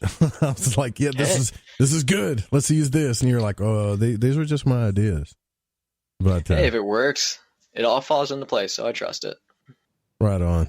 Y'all go to the website, wakingcanvas.com. Remember the code word fringe. Get 10% off on it. And we'll have Eric back to talk a little bit more because I know you guys like the dreams and stuff. And the rest of this week is going to be pretty interesting. We're going to get back into the UFO field, and we're also going to have our buddies Justin and Paul, which I think I might do Friday. We're probably going to do it Friday. Justin and Paul from England, and we're going to talk about their YouTube channel, which is the Dreamin' Jaguars, their psychedelic experiences with dimethyltryptamine, which is a whole nother topic. But you guys, thank you for coming out tonight. Don't forget, if you're listening live, The Secret Teachings with Ryan Gable is coming up next. And before we get out of here, I do got to say that this show was produced by us, the Fringe FM, and cannot be syndicated without written permission. And music was by Carbon-Based Life Forms, Chronox, Kevin MacLeod, Bundy, and Space Station. We'll see you guys tomorrow night. Good night.